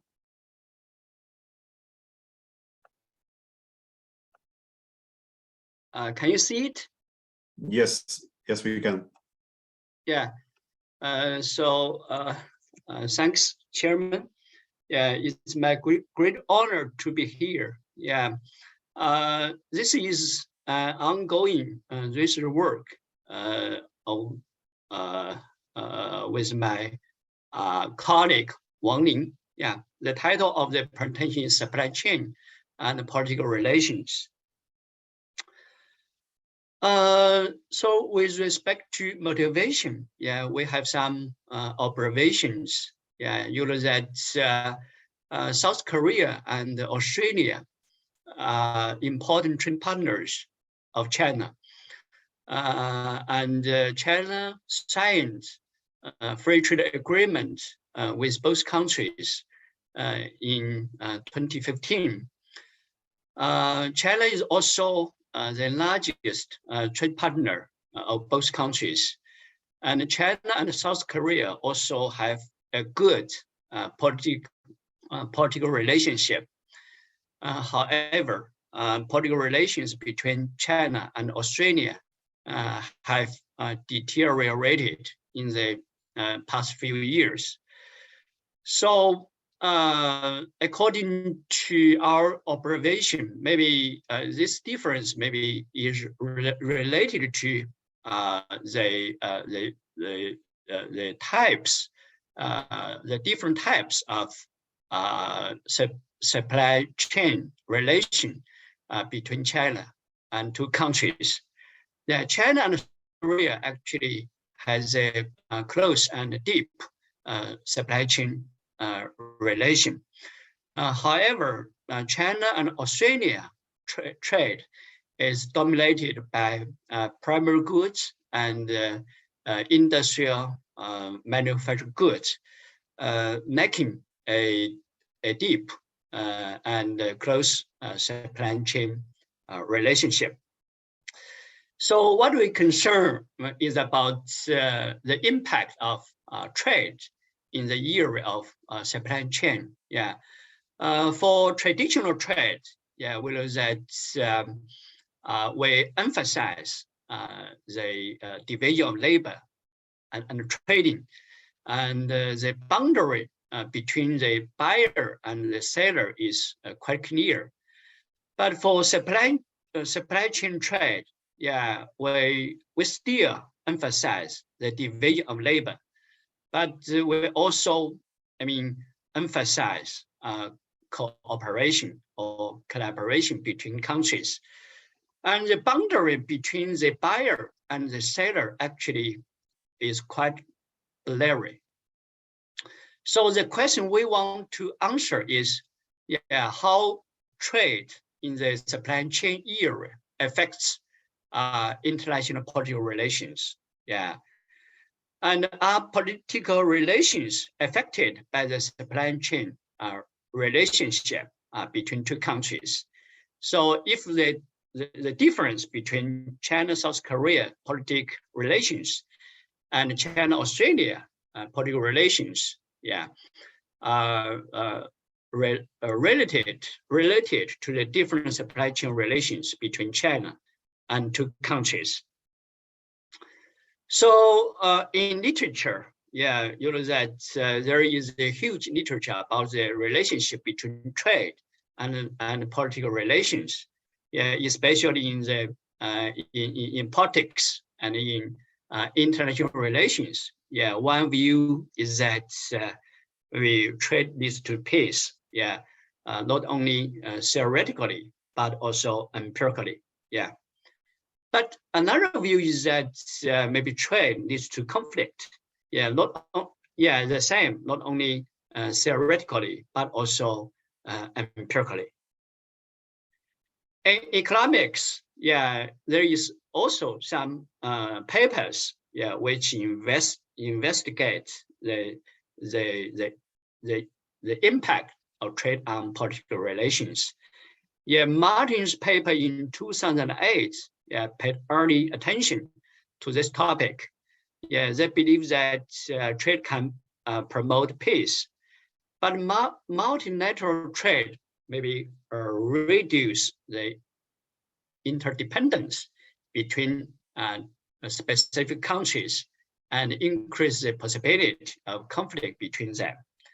And the paper written by Kleiman in 2020 maybe is more relevant to our paper. And they find that the economic friendship between trade partners will strengthen the political friendship between two countries. For previous literature, our comments, yeah, are as follows. First, yeah, few studies have discussed the impact of trade on international political relations, yeah, from the perspective of supply chain. Second, yeah, traditional gross trade maybe is not enough to reflect the division of labor and cooperation in the area of supply chain, and it is also very difficult to capture the impact of supply chain trade on international political relations. From theory, we believe that supply chain can produce impact on political relations, yeah, for many reasons. The first one is maybe the argument of opportunity cost. Yeah, if two countries have a close and deep supply chain relation, yeah, the opportunity cost of conflict may be higher. So they tend to avoid conflict. Yeah. And the second is the argument of signaling. Yeah. If two countries, if political relations of two countries are in trouble, maybe one of them maybe is likely to resort to economic sanctions. Yeah, if two countries have a close and deep, supply chain relation, maybe the threat maybe is more credible. So the other side, yeah, maybe is likely to compromise.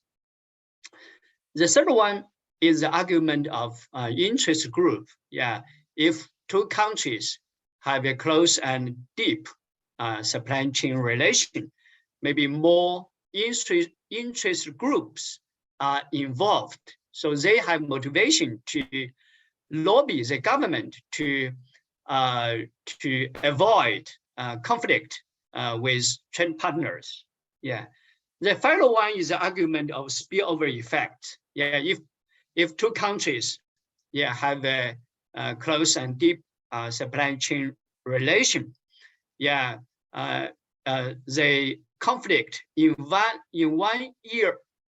area maybe will be spilled over to other areas. So considering this, maybe both countries maybe also have motivation to avoid conflict. Yeah. So based on the existing literature and our theoretical discussion, we propose the following hypothesis. Yeah, a closer supply chain relationship maybe is more helpful to develop and stabilize good political relations. And the impact depends on the types of supply chain relationship. Yeah, close or loose, simple or complex, symmetry or asymmetry, yeah, complementary or competitive. So this is an empirical study. Yeah, the explained variable is the political relations between two countries.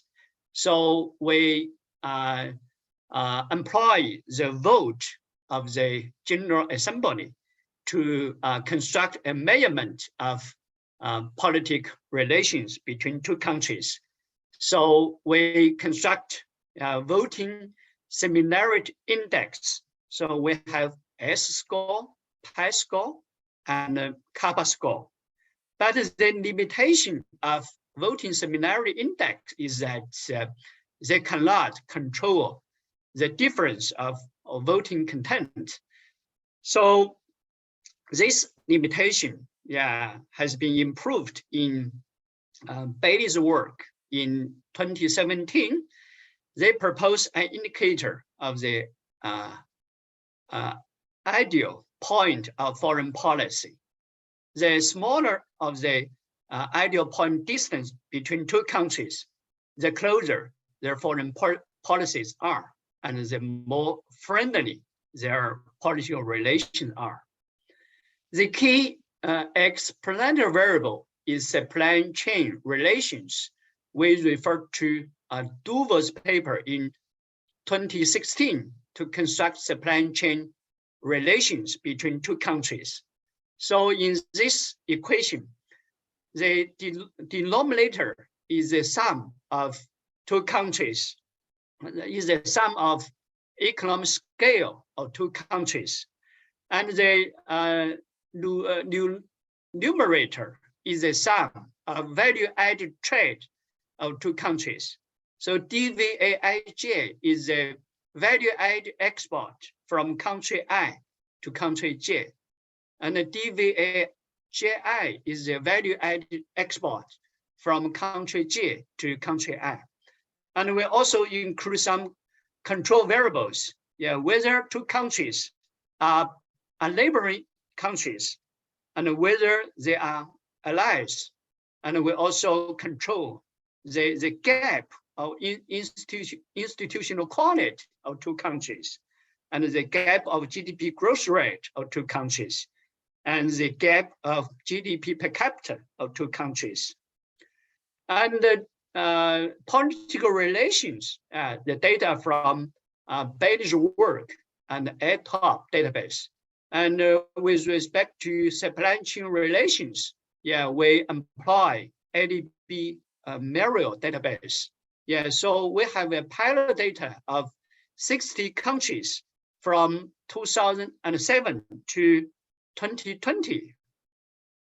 So this is our empirical model. The explain variable is the political relation between two countries. The key explanatory variable is supply chain between two countries.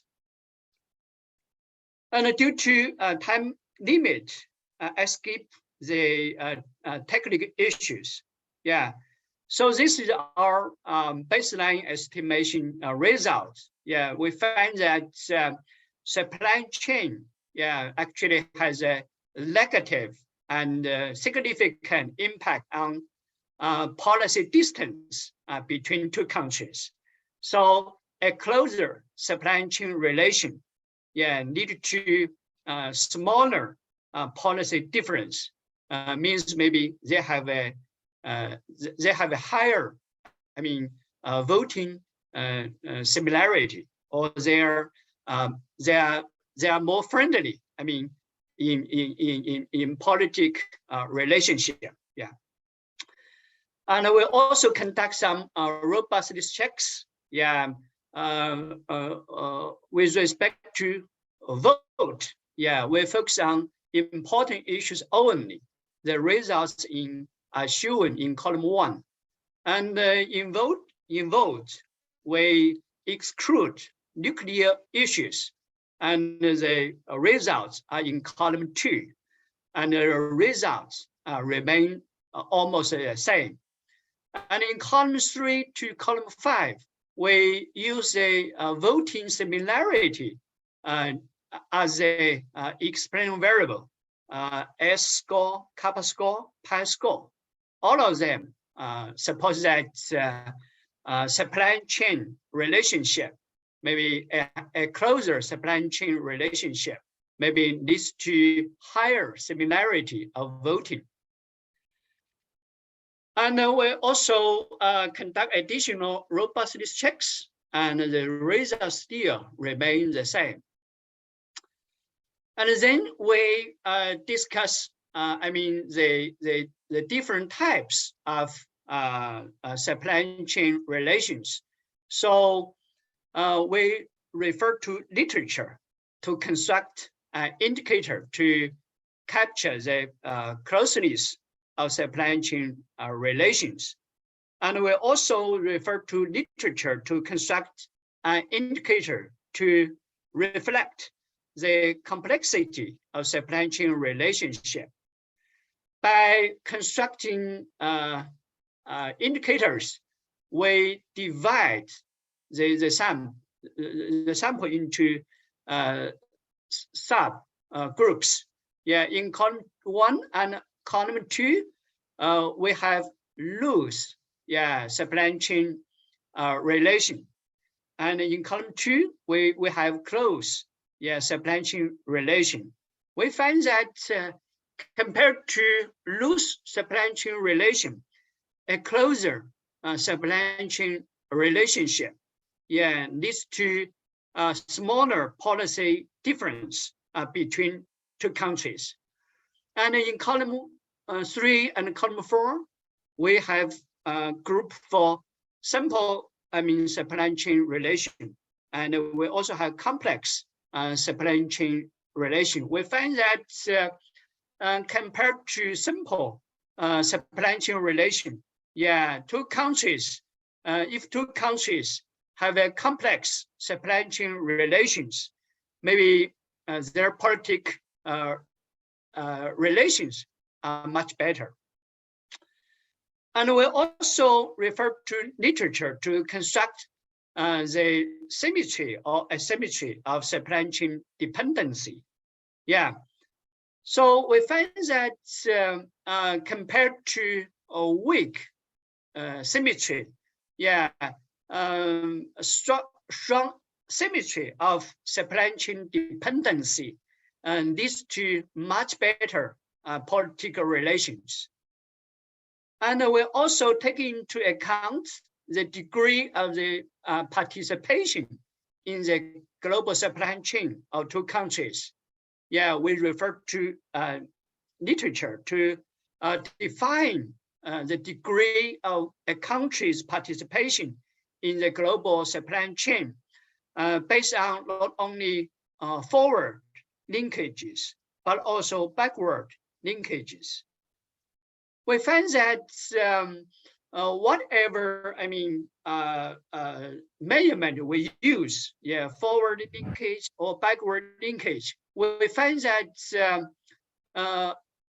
if for two countries, if one of them has a high degree of global supply chain participation, then supply chain relations between them are more supportive and helpful to develop and stabilize good political relations between them.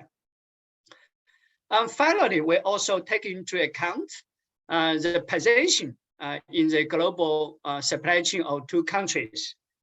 We also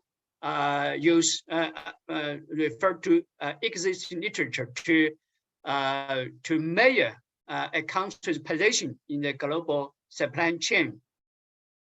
And we find that if two countries are more complementary in the global supply chain, the supply chain relations between them are more helpful to develop and stabilize good political relations.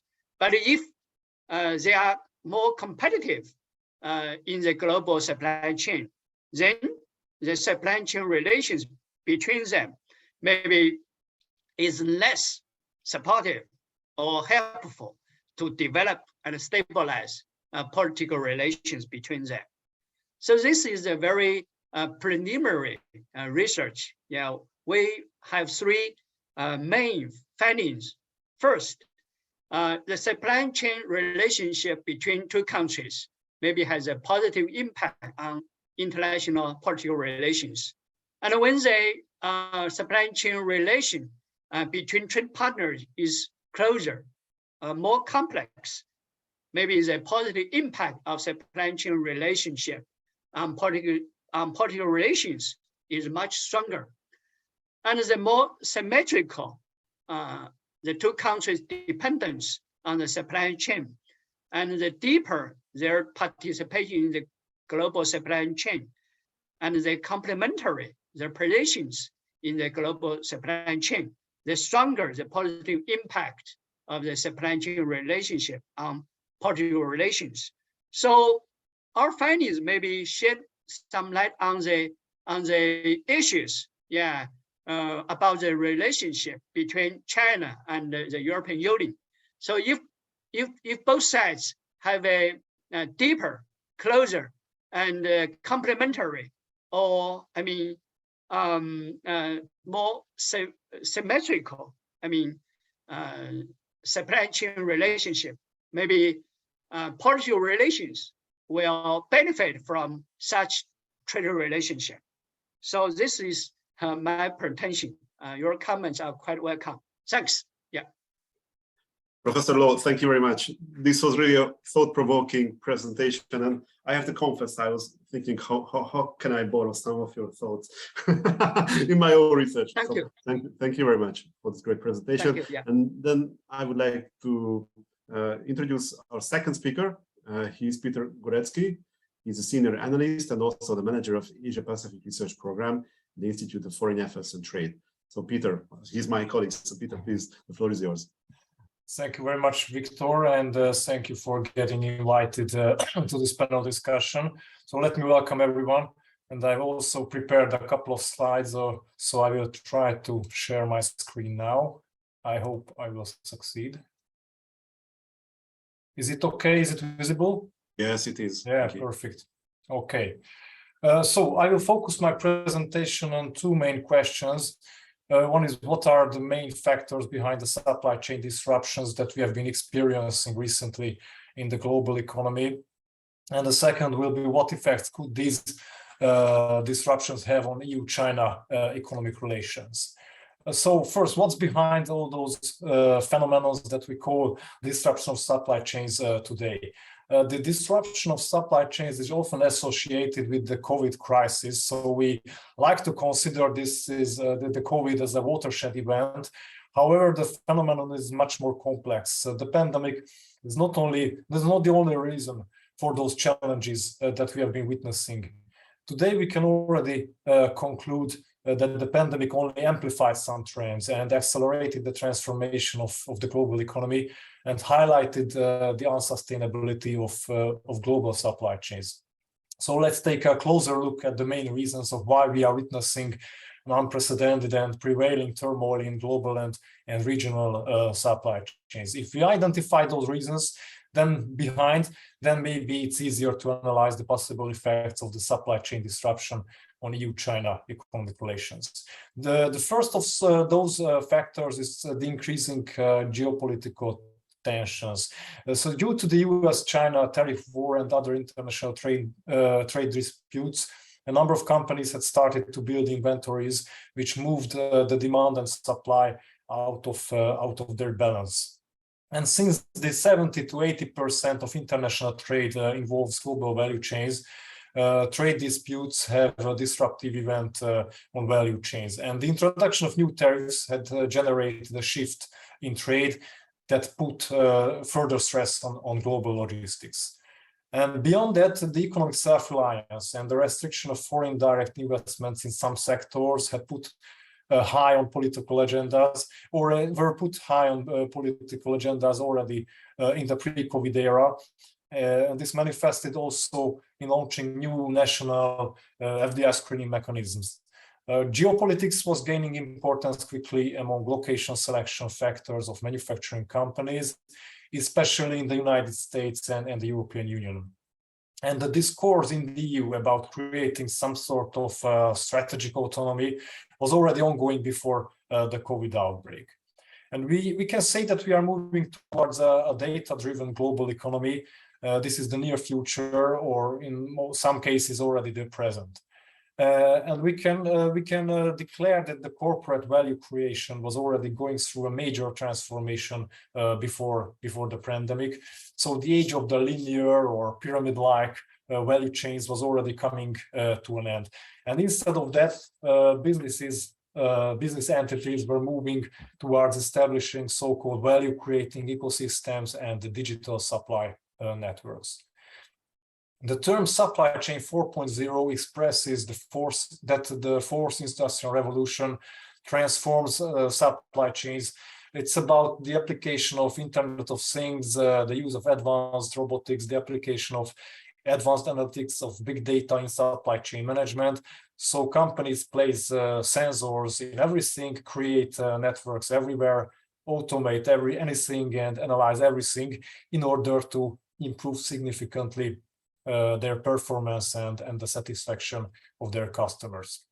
So then came the COVID pandemic, and we can say that there were turmoils in global production and logistic networks already before or in the pre-COVID era.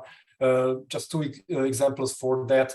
There was the earthquake in the island of Taiwan in 1999, which disrupted the production of computer chips, or the tsunami in Japan in 2011 that resulted in a shutdown of plants, faltering maritime transportation, and the slowdown in automotive parts supply.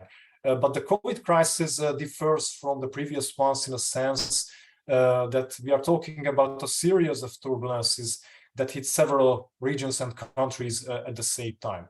The impact of the COVID pandemic on manufacturing industries and related supply chains is well known. The lockdowns in factories, port congestions, and other problems with international logistics. And local flare-ups of the pandemic continue to maintain this stress on supply chains. A good example for that was the 2-month-long Shanghai lockdown earlier this year. So the COVID and its consequences revealed the dependence of Europe on Asian suppliers in medical equipment, in drug API, and triggered a call for more self-sufficiency. And this quest for more self-sufficiency has become especially strong in the semiconductor industry, in which the COVID crisis amplified some problems and revealed some exposures. The next such factor behind supply chain disruptions is the energy crisis. Normal operations of manufacturing sectors are disrupted by the energy crisis as well. That extends to a growing number of major and developed economies. It started again well before the Ukraine crisis. It's not well. It's the Ukraine war amplified this process. And a good example for that was the power outages in some regions of China in 2021 that halted production and put further pressure on global supply chains. And most recently, also in Germany, many companies indicate that they cannot maintain production activity with such high energy costs. The next one is the Ukraine crisis, the war. Manufacturing activity halted at sites in war-torn territories, especially in the automotive industry, and several European OEM companies had to start looking for alternative sources of supply of key parts made in Ukraine. For example, Volkswagen and BMW aim to find alternative suppliers from China and Mexico, so which points towards a further reconfiguration of supply chains. So this bunch of challenges that disrupted value chains and accelerated the ongoing transformation resulted in the rise of, I would like to show my next slide. Yes, this one. So all these challenges that disrupted supply chains and accelerated the ongoing transformation resulted in the rise of some new priorities, mainly 3 of them. The first one is diversification. Global companies are evaluating scenarios to decentralize their manufacturing footprint and diversify their supplier base in order to improve the resilience and the flexibility of their supply chains. The next such relatively new imperative is self-reliance. Technological sovereignty has become a new buzzword as countries are trying to decrease their exposure to other countries in key industries, mainly due to increasing geopolitical tensions.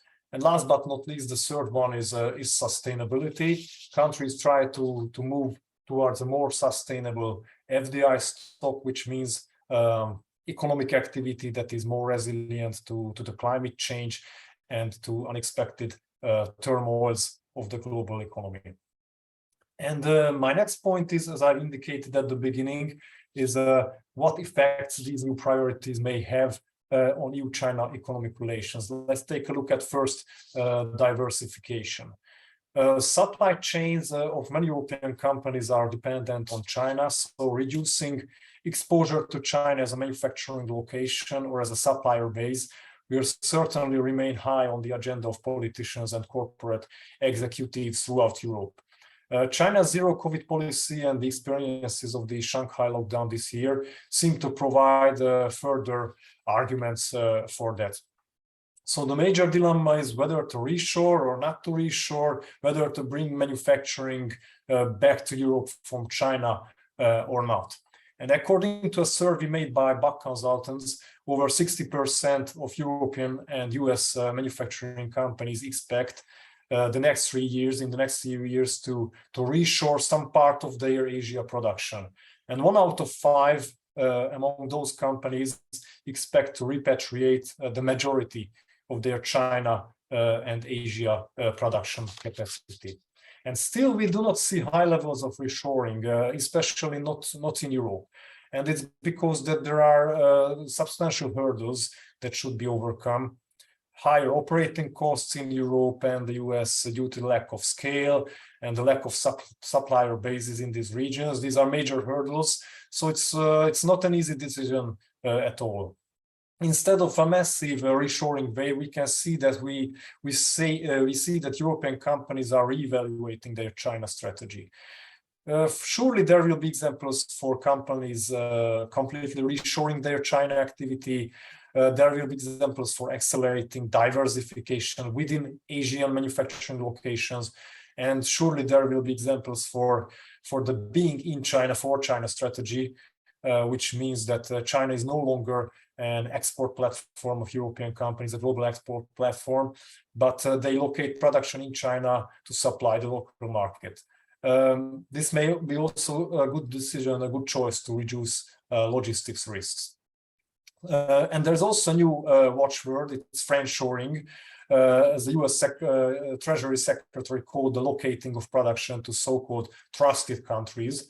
Of course, this proposal adds a strong geopolitical dimension to the reconfiguration of supply chains. However, it remains to be seen whether this concept will gain popularity among European companies or not. But altogether, I think the choice is often industry specific. For FDI from the European Union to China surprisingly exceeded the pre-pandemic levels in the first half of 2022, despite all these supply chain issues. Then this was particularly due to automotive FDI, and especially from Germany, flowing to China in the first 6 months. What was the reason for that? The evolution of the electric vehicle supply chains is currently underway. And Europe and China are leaders in terms of EV adoption, which I think sets the direction of future market expansion for both European and Chinese automotive companies. But not only European automotive FDI inflow to China increases, but we have seen some announcements of Chinese mega projects in Europe as well, mostly from electric vehicle battery manufacturers. A good example for that was the record-breaking project of CATL in Hungary. The Chinese company's new production plant in Hungary will supply batteries to OEM customers across Europe. And let's not forget that this new form of locating manufacturing close to key customers fits perfectly to the concept of flexible and more resilient supply chains, and already mentioned imperative after all those disruptive events.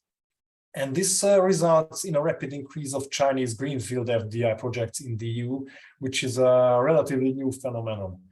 Chinese companies need to have a local presence in some sectors. For example, EV batteries are costly to be transported from China to European markets. And being closer to customers, that creates shorter and more secure supply chains. And this has, I think, the potential to trigger FDI projects in the other's homeland. So altogether, we are going to see, I think, a flexible mix of nearshoring, reshoring, and friendshoring. And the second imperative is self-reliance. Apart from automotive, in other sectors, the call for self-reliance could easily shrink the trade and FDI flows between the EU and China. The pharmaceutical industry is a good example for that, in which it is the EU's declared goal to bring home the production of drug APIs. Or we can mention the EU's ambitious plan to invest 43 billion euros in its semiconductor industry. However, for me, it's a question whether an entire value chain of a given industry can be replicated in the EU. One major hurdle can be the availability of skilled labor pool. And even if it is feasible at all, still there is a question of profitability and innovation. The latter will be definitely hindered by the lack of cross-border cooperation. And there are a number of sectors in which it is not easy to get around China. China is a key producer of electronics and many raw materials, so it will definitely maintain its dominant position in global value chains. So despite all these obstacles, it is most probable that we are going to see further efforts to increase self-reliance and technological sovereignty from the EU side, which has the potential to narrow down the trade and FDI flows and economic cooperation in general with China in some sectors. And last but not least, sustainability. Here, this term refers to environmental and operational sustainability as well. As for the environmental part of the story, we can expect increasing demand for renewable energy equipment. The Ukraine crisis again only amplified this trend. And this can put China a global leader in the production, export, and installation of solar panels and wind turbines in an even more dominant position in its trade relations. So this trend could increase trade volumes between the EU and China. And regarding the operational sustainability, the spread of digital supply chain technologies can be a way for the future. There's a need for closer cooperation between European companies and Chinese suppliers in implementing the technologies and to create a more predictable supply partnerships.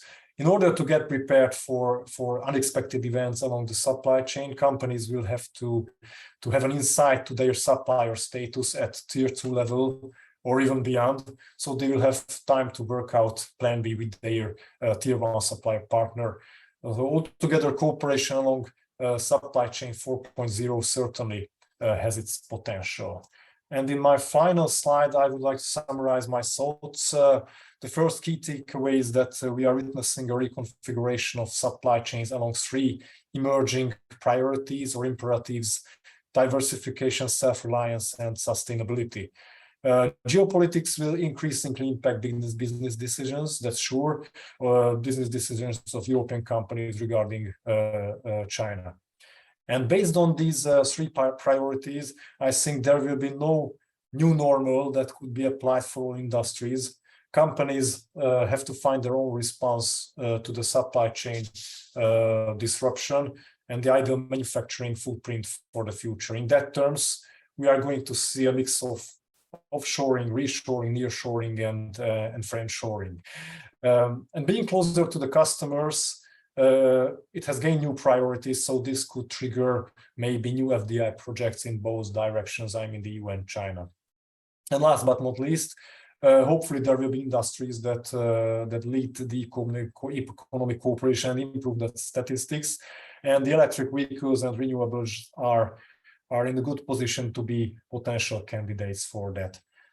So that was from my side. Thank you very much for your attention. Peter, thank you very much for your great and clear presentation. I especially appreciated your efforts for the clarification of the real situation, despite the big political noise. So it's time to jump on our third speaker. She is Dr. Qingyi SU, who is a senior researcher at the Institute for World Economics and Politics at the Chinese Academy of Social Sciences. Please, the floor is yours.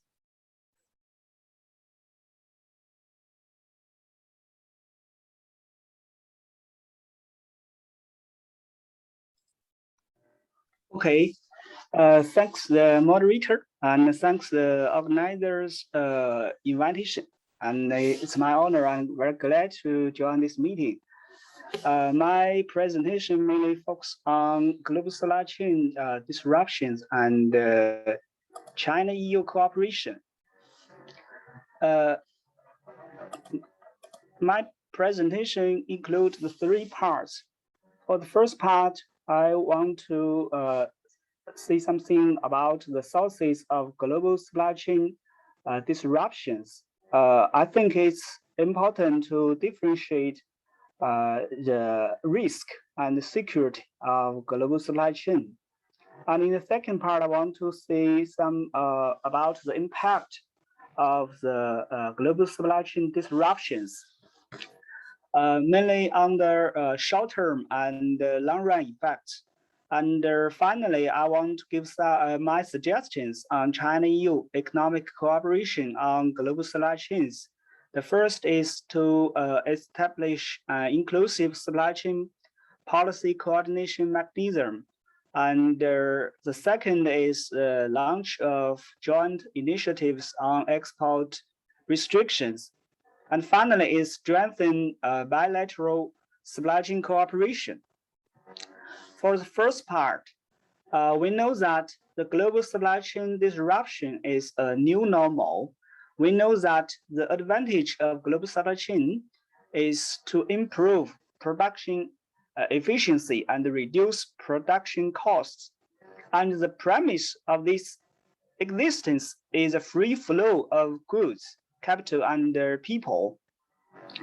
So the feature of the golden era of global supply chain from 1980s to 2008 is that there's no systematic disruptions. That means the flow is very good. The flow of goods, capital is very good. But now we know that it has been changed. There are two kinds of disruptions. The first is the production and the transportation are often interrupted. And the other is export restrictions are increasingly frequent. We know that not is export controls or sanctions. We know that many events will impact the supply chain, but the impact degree varies.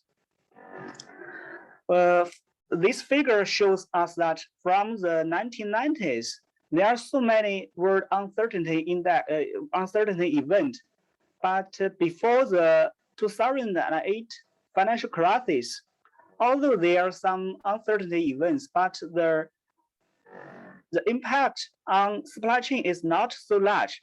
But since 2008 financial crisis, we know that there are so many large events has so large shock on global supply chains, such as the coronavirus, the China-US trade war, and the Ukraine crisis. And so I think it's necessary to have two kinds of disruptions. The first is global supply chain risk. The risk is an economic issue. It means that the interruption of production or transportation, many factors can lead to this risk. The first is the market, such as the financial crisis, and the second is epidemic, such as COVID-19, made the trade decline so large. And the third is a war. We know that the Ukraine crisis has impact on agriculture production and grain transportation. And we know that the enterprises has noticed the risks for a long time. They have always paid attention to manage supply chain risk. So there are methods. There are methods to control supply chain risk for enterprises. And the harm, we know that the harm of supply chain risk depends on the extent and duration of the interruption. Eliminating supply chain risk is to avoid production interruption as much as possible. That means the robustness. And the second is enable the supply chain to recover quickly after the shock. That means the resilience. And for the security, I think it's a political economy issue. We should consider the political factors because the security of supply chain means export restriction or control by government. It's a government action. For example, the first is the US sanctions against China's semiconductor industry, and the second is Russia's restrictions on European energy.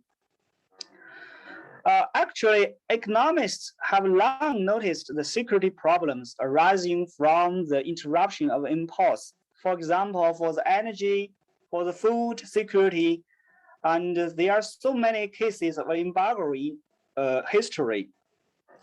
And for the reasons, security is mainly caused by political tensions among major powers.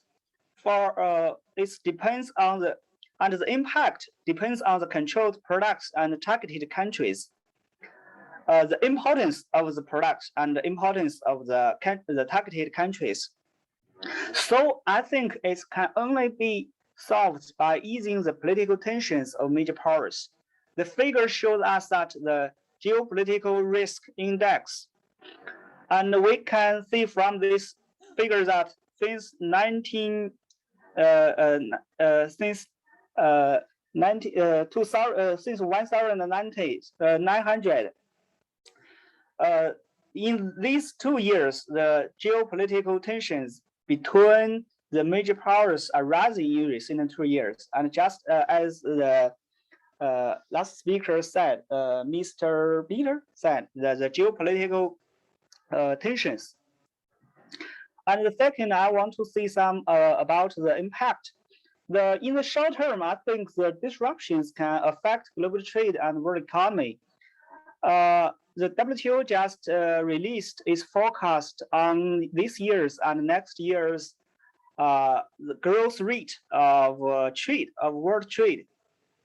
Although this year's growth rate is 3.5%, is much better than last forecast. But in the next year, the growth rate of world trade is only 1%.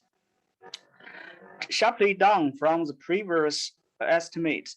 We can see from this figure that the monthly growth rate of world trade since 2001, we can see before the financial crisis, the average growth rate of world trade is much higher than the average growth rate of after the crisis, and the volatility in these 10 years is much larger than before the crisis. So the interruption of global supply chains has largely impact on the world trade growth. And so the world economy, the whole world economy will be affected by the supply chain disruptions. Because it will affect the production of countries, because the countries cannot have their intermediaries from other countries, so their production will be affected. The World Economic Outlook released by the IMF just released the forecast. Its forecast shows that the next year's growth rate of world economy is only 2%, 2.7%. This is the weakest growth profile since 2001, of course, except the financial crisis and the 2020 pandemic year. And we can see from this figure to show that the disruptions will affect the production of our economies. The right figure shows that the giant force exposure to supply chains, that is China, US, Germany, and Japan. All the 4 economies rely largely on the intermediaries from foreign countries or from domestic. So we can see from this figure that the 4 giants exposure is very large. So if their intermediaries are interrupted, the 4 economy will be impact a lot. So because of the right figure shows that the giant force share of world manufacturing is so large. The total share of the 4 economies are more than 50%. So the other countries or the other economies all will be disrupted and affected their production. And in the long run, so the globalization and the economic development will be affected. For the globalization, we know that the economic foundation of globalization has become unstable. So I think it's hard for the golden age of globalization to be reproduced in the future. And besides, the obstruction of economic globalization will endanger world peace. Because we can know that the study from Professor Lu Changyuan shows us that the dependence of different countries on supply chains can maybe have the close political relations.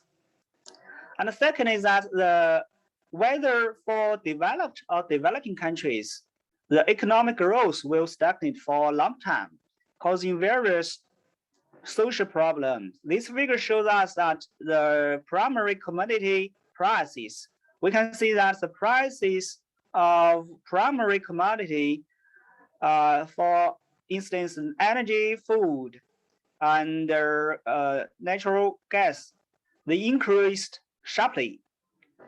This is mainly, and mainly factor is that we know that the disruption of the exports. So this will affect the lives of masses. Finally, I want to give my suggestion on China-EU cooperation on global supply chains. First, for the global supply chain risk, we know that it's an economic factor, economic issue. I think China and EU can establish an inclusive supply chain policy coordination mechanism because the risk has negative externalities, and its stability needs the cooperation of all economies along the supply chain. So the policy coordination for maintaining the stability of supply chain should be inclusive rather than exclusive. Because the supply chain is typical of both prosperity and loss, exclusive supply chain cooperation mechanism, especially excluding China, does not work. It will not make the supply chain stable, but makes it unstable. So China and EU first should play the role of supply chain stabilizer in their respective regions, that is in East Asia and in Europe.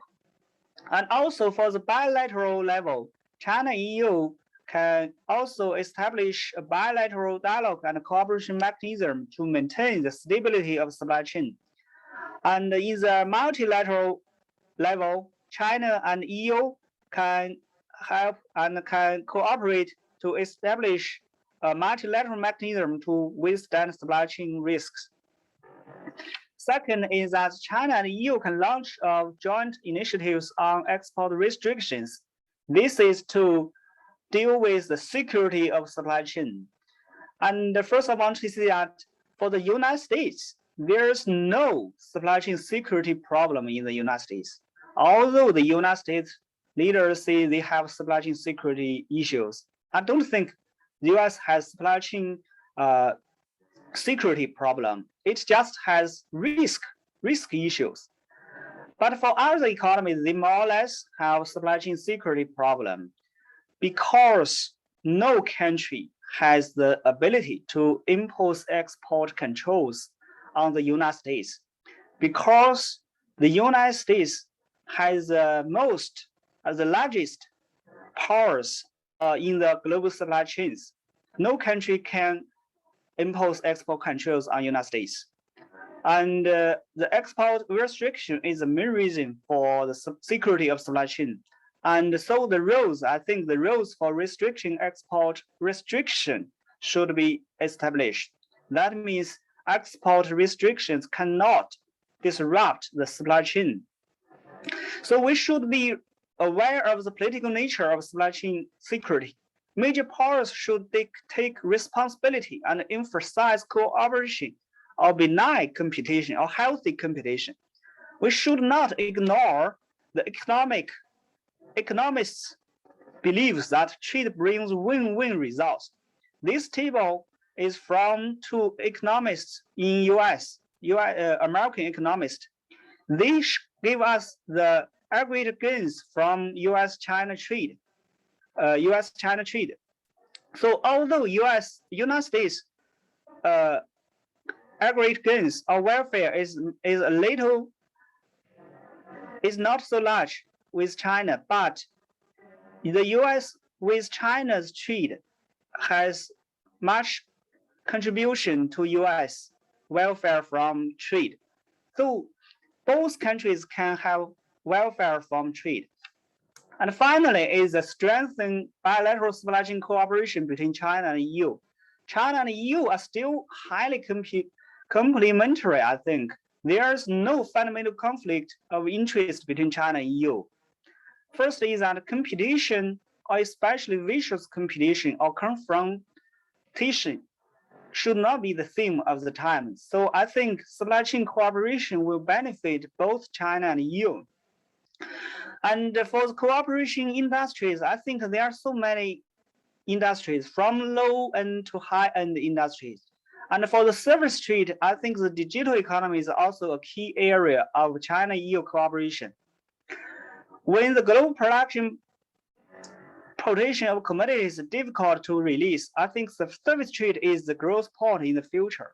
And China also attaches great importance to protecting citizens' privacy. This is much similar with EU. So China-EU cooperation in the digital economy, I think, has large potential.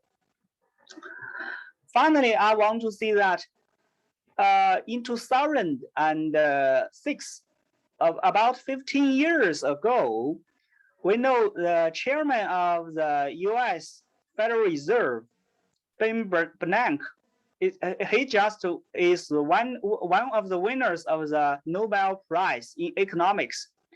He comes to Chinese Academy of Social Sciences to make a speech. I was a master student in 2006, and I listened to his speech. His speech's name is Chinese Economy, Progress and Challenges. I think in the end, what he said is much important. That is, with greater integration comes great interdependence and great responsibility. I hope that our countries will work together in the spirit of cooperation to address these shared challenges. I think for China, EU, US, and other economies, the global supply chains is a very important cooperation area. Thank you very much. That's my speech. Thank you. Dr. Su, thank you very much for your clear overview and also the analysis of the global supply chain disruptions. I also appreciated your recommendations at the end. So these were practical and badly needed. Last but not least, I would like to introduce Dr. Paula TOMA. She is a research assistant at the International Relations Ion Bratianu Institute of Romanian Academy. So please, the floor is yours. Good afternoon, everyone. 大家下午好. Can you hear me, right? Yes, very well. Okay, thank you very much for the introduction, and thank you very much for the invitation to this seminar. I believe it is a great opportunity for me to learn new things and to exchange opinions on the latest topic I have been conducting research on for the last 2 years. Cooperation between China and CEE countries, 中国中东国家合作, which started to be an important component of China-EU relations from 2011. As is well known, the format initially reunited 16 European countries, 11 EU members and 5 non-EU members, which is why the West called the cooperation platform 16+1 format. The foundation of the China-CEE cooperation was laid in the midst of the economic crisis, a crisis that had a major impact on Europe and exposed several weaknesses of the CEE countries. So at that time, China was seen in Europe as a stabilizing force. Therefore, the economic and financial crisis has caused the CEE countries to become highly aware of, first of all, the strong dependence on EU markets and capital. So we could say this is a common weaknesses of the CEE countries. Secondly, the shortcomings it presents compared to Western Europe, for example, poorly developed infrastructure. And thirdly, the transformation of China into an important global player. As Mr. Liu ZUCCA, the Vice President of China-CEE Institute, mentioned during a lecture this year, right from its inception, the format entered a golden period of development, in Chinese known as 黄金期. From 2012 and till 2017, the China-CEE cooperation improved continuously, and various cooperation platforms in the field of tourism, infrastructure, finance, agriculture, and think tanks had been created one after other. In the same time, the number of participants increased vividly. A series of large-scale infrastructure, energy, and other investment projects have been launched with the promotion of 10 billion special loans. It is worth mentioning projects such as Hungary-Serbia Railway, Montenegro North-South Expressway, Macedonia Expressway, Bosnia and Herzegovina Stanari Thermal Power Station. The reason of this successful project was the smooth economic development of China and the mainly stable context of an international level. It is noteworthy that the main factor that influenced the format's evolution was the European Union, which immediately after the meeting of political leaders in Warsaw in 2012 expressed its concern about China's initiative in the CEE region. While doubting China's intention in the CEE region, the EU did not issue a clear objection to this cooperation from the outset, but closely followed its evolution.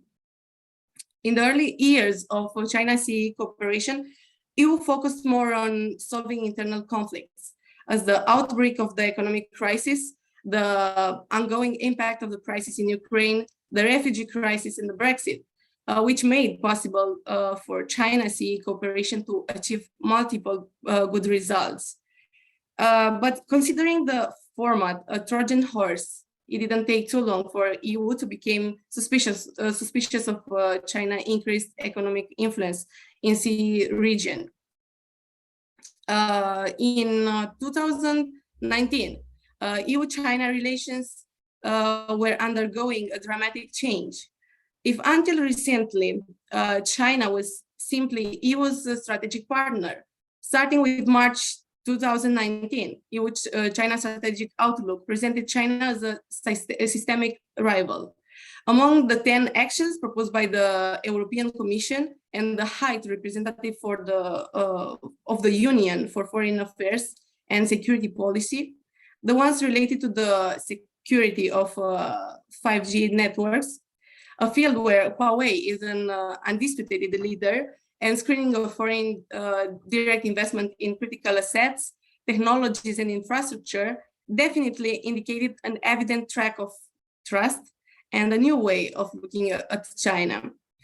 Due to the EU-China tensions and the frustration of the CEE countries, especially the 11 EU members towards China, caused by the unfulfilled promises, the CEE countries' skepticism has increased. The main frustration of the 11 EU member countries is the fact that they remain the region with the least Chinese economic presence in the world, measured, for instance, by shares of China in their exports or investment stock. They might be right, but taking into account the sanctions imposed by the EU as well as the US on China in the last years and the multiple changes that have taken place at the international level, it is very clear that it is not it was not easy period for China as well. In addition, leaving aside the influence of these factors, another issue I found is the perspective of the two parties. The CEE countries and China on the format is totally different. While many of the CEE countries were expecting quite results in terms of investing in as large a number as possible in their territory, increasing exports and reducing trade deficit with China, improving their infrastructure, China was more for the long-term view of this format. Amid tension with the EU and the US, the pandemic of COVID-19 has further set apart China and CEE. Under the mask of defense of own values, the Western world started to find ways to curb China's advances. The pandemic made many of the worldwide governments declare the over reliance on China-based supply chains as a major threat and design new policies in order to reduce this overdependence. In 2021, tension arose in the China-Lithuania relation. The Baltic country not only decided to leave the format, but also to open a Taiwan representative office in Vilnius, making China to impose sanctions on it. Obviously, Lithuania's approach to Taiwan is a challenge to China, and certainly it's a risky decision. It is well known that Taiwan is a red line for China. Therefore, if a country wants to maintain good relations with China, must not cross it, but respect what is called 一个中国原则, One China principle. According to some researchers, the escalation of the conflict between China and Lithuania was just the tip of an iceberg of structural tensions between China and the CEE region. Then the war in Ukraine has led to a change in the foreign and security policies of the CEE countries, which will have in the future a great influence on the world political and security model, and also China-EU relations and China-CEE cooperation.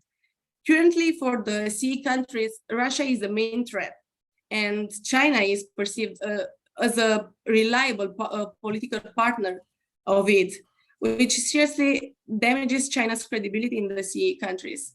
This situation makes the 16 countries, CEE countries, to choose partners to protect them from the Russian threat, the most reliable partner being NATO, which leads in the future to closer ties to US.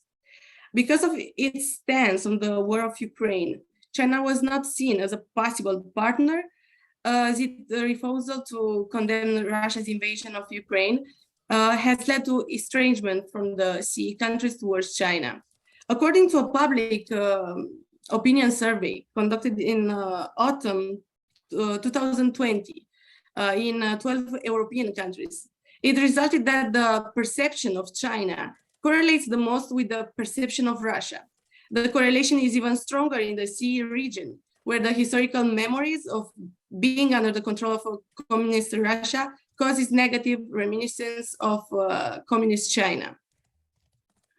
And this year, on August 11th, just a few days after China intensified its military actions, activities around Taiwan, following US House Speaker Nancy Pelosi's trip to Taiwan. Without specifying the reasons, Estonia and Latvia announced that they were withdrawing from China-CEE format. In the present, without the Baltic states, the format has got a new formula, 14+1. According to media, the skepticism of Baltic countries towards China is due to China's proximity to Russia and China's opposition to imposing sanctions on Russia. As a conclusion, China has invested a lot in this format. For example, in think tanks, in research centers of CEE countries, therefore has achieved a vast knowledge of the CEE region. China is aware of the current priorities of CEE countries and is patient. China knows how to adapt and to be pragmatic. It has demonstrated this primarily through the EU compatibility in terms of compliance with European tenders, compliance with EU standards, building the Pelješac bridge in Croatia with EU funding. And it is aware of the frustration of the CEE countries and their expectation. So it will certainly look for ways to remedy the existing problems. The visit of the Chinese delegation from this year proves China's desire for dialogue and reconciliation. So from my point of view, a lot of dialogue is needed because one thing is certain, China still depends on the European consumer market for its export and technology for its growth, and the EU still relies on China's still cheap imports to tame the current inflationary spiral and its international dynamism and the potential for its large export sector. Of course, China has a lot to offer, And given the role it now plays globally, it can no longer be ignored. Despite all the arguments brought by EU or US, the CEE countries clearly should not give up economic cooperation with China without violating the community legislation. The CEE countries who still believe in the opportunities for cooperation must identify sectors where cooperation can be done. Many projects with the Chinese side can be obtained through local cooperation. So the Chinese side should carefully continue to analyze the local, regional, and national context. I can give you an example. In 2021, influenced by the EU's policy towards China, Romania banned Chinese companies that do not have agreements with the EU from participating in public tenders in Romania. But through local cooperation, the official implementation of the Zalău bypass ring road project, the first design and construction project that the Chinese funded the engineering contracting company, was officially possible in Romania. So this is all for me. Thank you very much. 谢谢大家.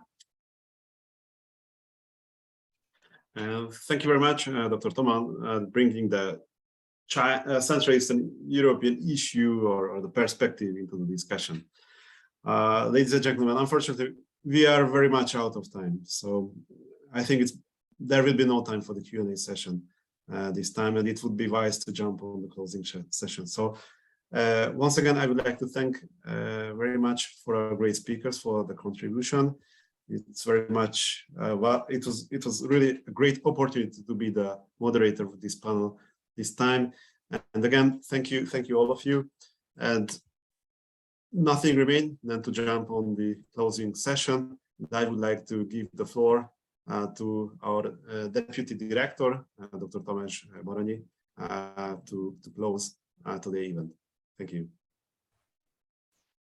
Thank you very much, Viktor, and thank you very much for being the moderator of this whole event, and tirelessly keeping this wonderful conference together throughout the whole afternoon, or in China in the evening.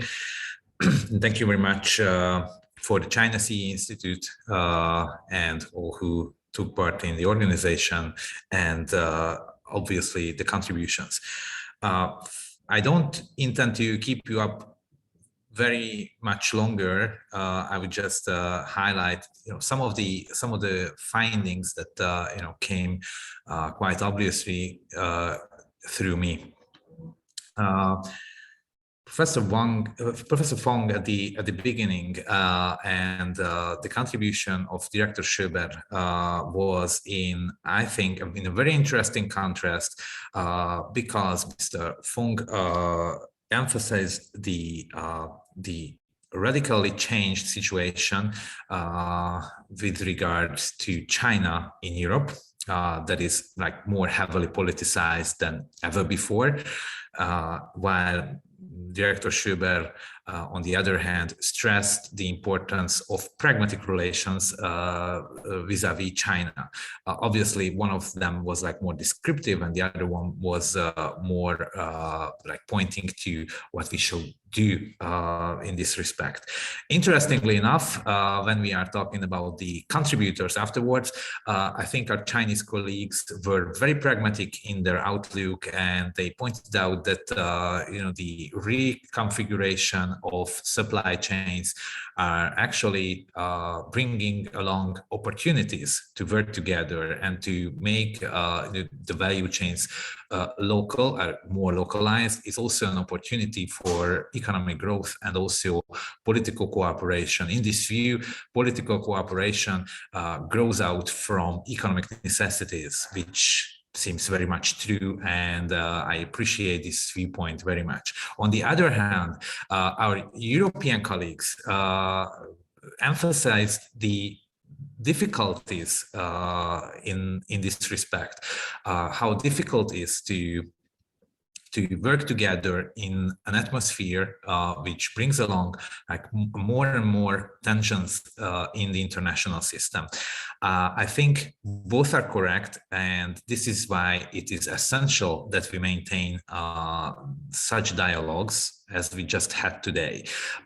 So we have seemingly, on the one hand, a strong commitment to working together with an obvious realization of the problems that are coming from tensions in the international system, while on the other hand, we have like very down-to-earth analysis of how working together on an economic field is not only beneficial from an economic point of view, but it has also beneficial spillover effects to the territory or the domain of politics as well.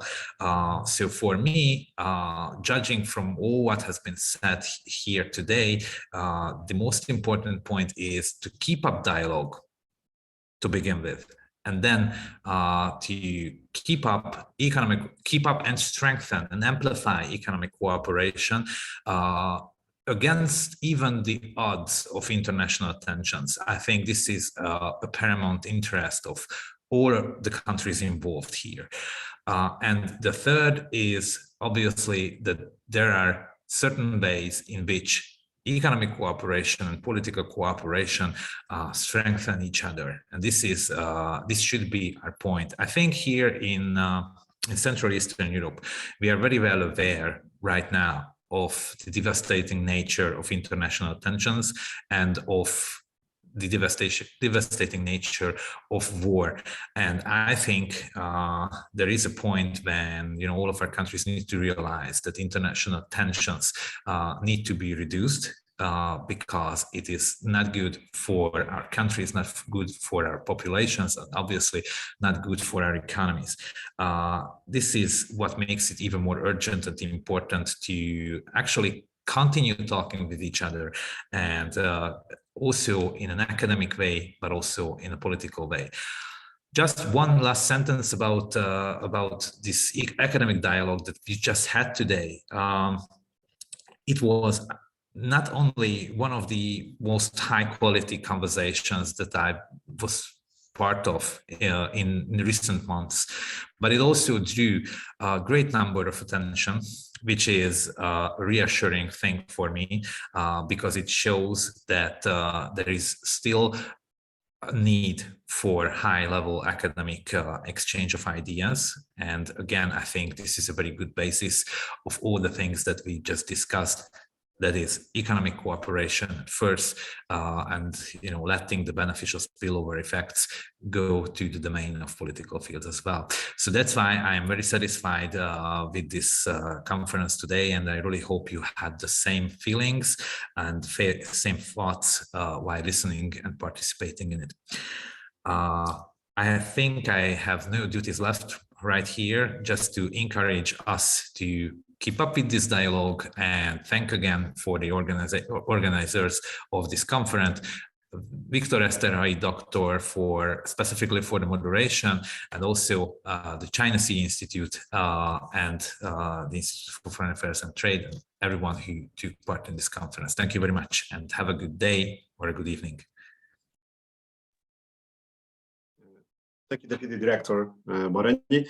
And last but not least, I would like to give the floor to Professor Chen Xin, one of my very old friends, who is the Deputy Director at the Institute of European Studies at CAS, and also the Executive President of the China-CEE Institute. So please, the floor is yours. Thank you, Viktor. I'm very glad to see all of these old friends, and I think today's conference, as Paula and Tamás has already expressed, is with a very high quality, and also we had a very intensive discussions and as well as some clarifications focusing on the supply chain issue. I think this is very important. We used to say European integration is a peace project, and we also say China's development is also a peace project. So that means China and Europe are in common. we will pursue our developments for the prosperity, and we try to contribute for the mankind. At the same time, for the European Union, they have a new idea that from the peace project turn to the value project. I think as German Chancellor Scholz said several days ago, for China, I think we also have an ambition. That means to try to build a shared future for the well-being for the human beings. So I think this is also common. And in this sense, economy is the fundamental, and the supply chain is a core. And during the past 30 or 40 years, or for the European Union, for the 70 years, European Union had benefited from the integration. So the supply chain mainly located in Europe, and nowadays in the globalization era, the supply chain has spread beyond Europe. So, and China is become part of the global supply chain. And China is also benefited a lot from such kind of integration. So this is a very good tendency, and for the both sides had benefited from this process. And traditionally, we used to talk about risks and for the security of the supply chain. But in the recent days, more and more factors have been involved, like the presenters and the speakers had mentioned about such as the geopolitical issue, the value issue, the energy crisis issue, and even the COVID, so the public health issue. In certain extent, in my opinion, if for the both sides, we're still working on the cooperation and pursue the development peacefully, it means we have the common ground, and we can avoid different noises and try to keep on the track on the development peacefully. So, as Tamás had said, European scholars used to discuss the issues, the problems, and the Chinese scholars used to or try to find opportunities and pursue the cooperations. I think for both sides, I agree with you that for both sides, it's generally common that we are interested in discussing this issue, and we try to find ways for the future. I think this is the main outcome for today's conference. So last word, I would like to thank all the participants for your excellent presentations. And also I would like to thank all the participants for your patience, listening, and in some extent discussing the very interesting and important issue. And also for your patience keeping yourself by the end of this conference. So by the end, I would like to thank our counterpart, the Hungarian Institute of International Relations and for Foreign Trade, for your strong support, as used to be. And also, I would like to thank our team in Budapest for their excellent work to organize and have the technical maintenance on this conference. So I would like to thank all of you, and keep in touch. And we hope in the near future we can have our speakers on site and have the face-to-face discussions, not only on the conference, but as well as the cocktails and dinner parties. Thank you again. Thank you very much. Thank you. Thank you very much. Thank you. Bye-bye. Thank you. Good day. Goodbye. Bye-bye. Good day. Bye. Bye-bye. Bye-bye. Bye-bye. Bye.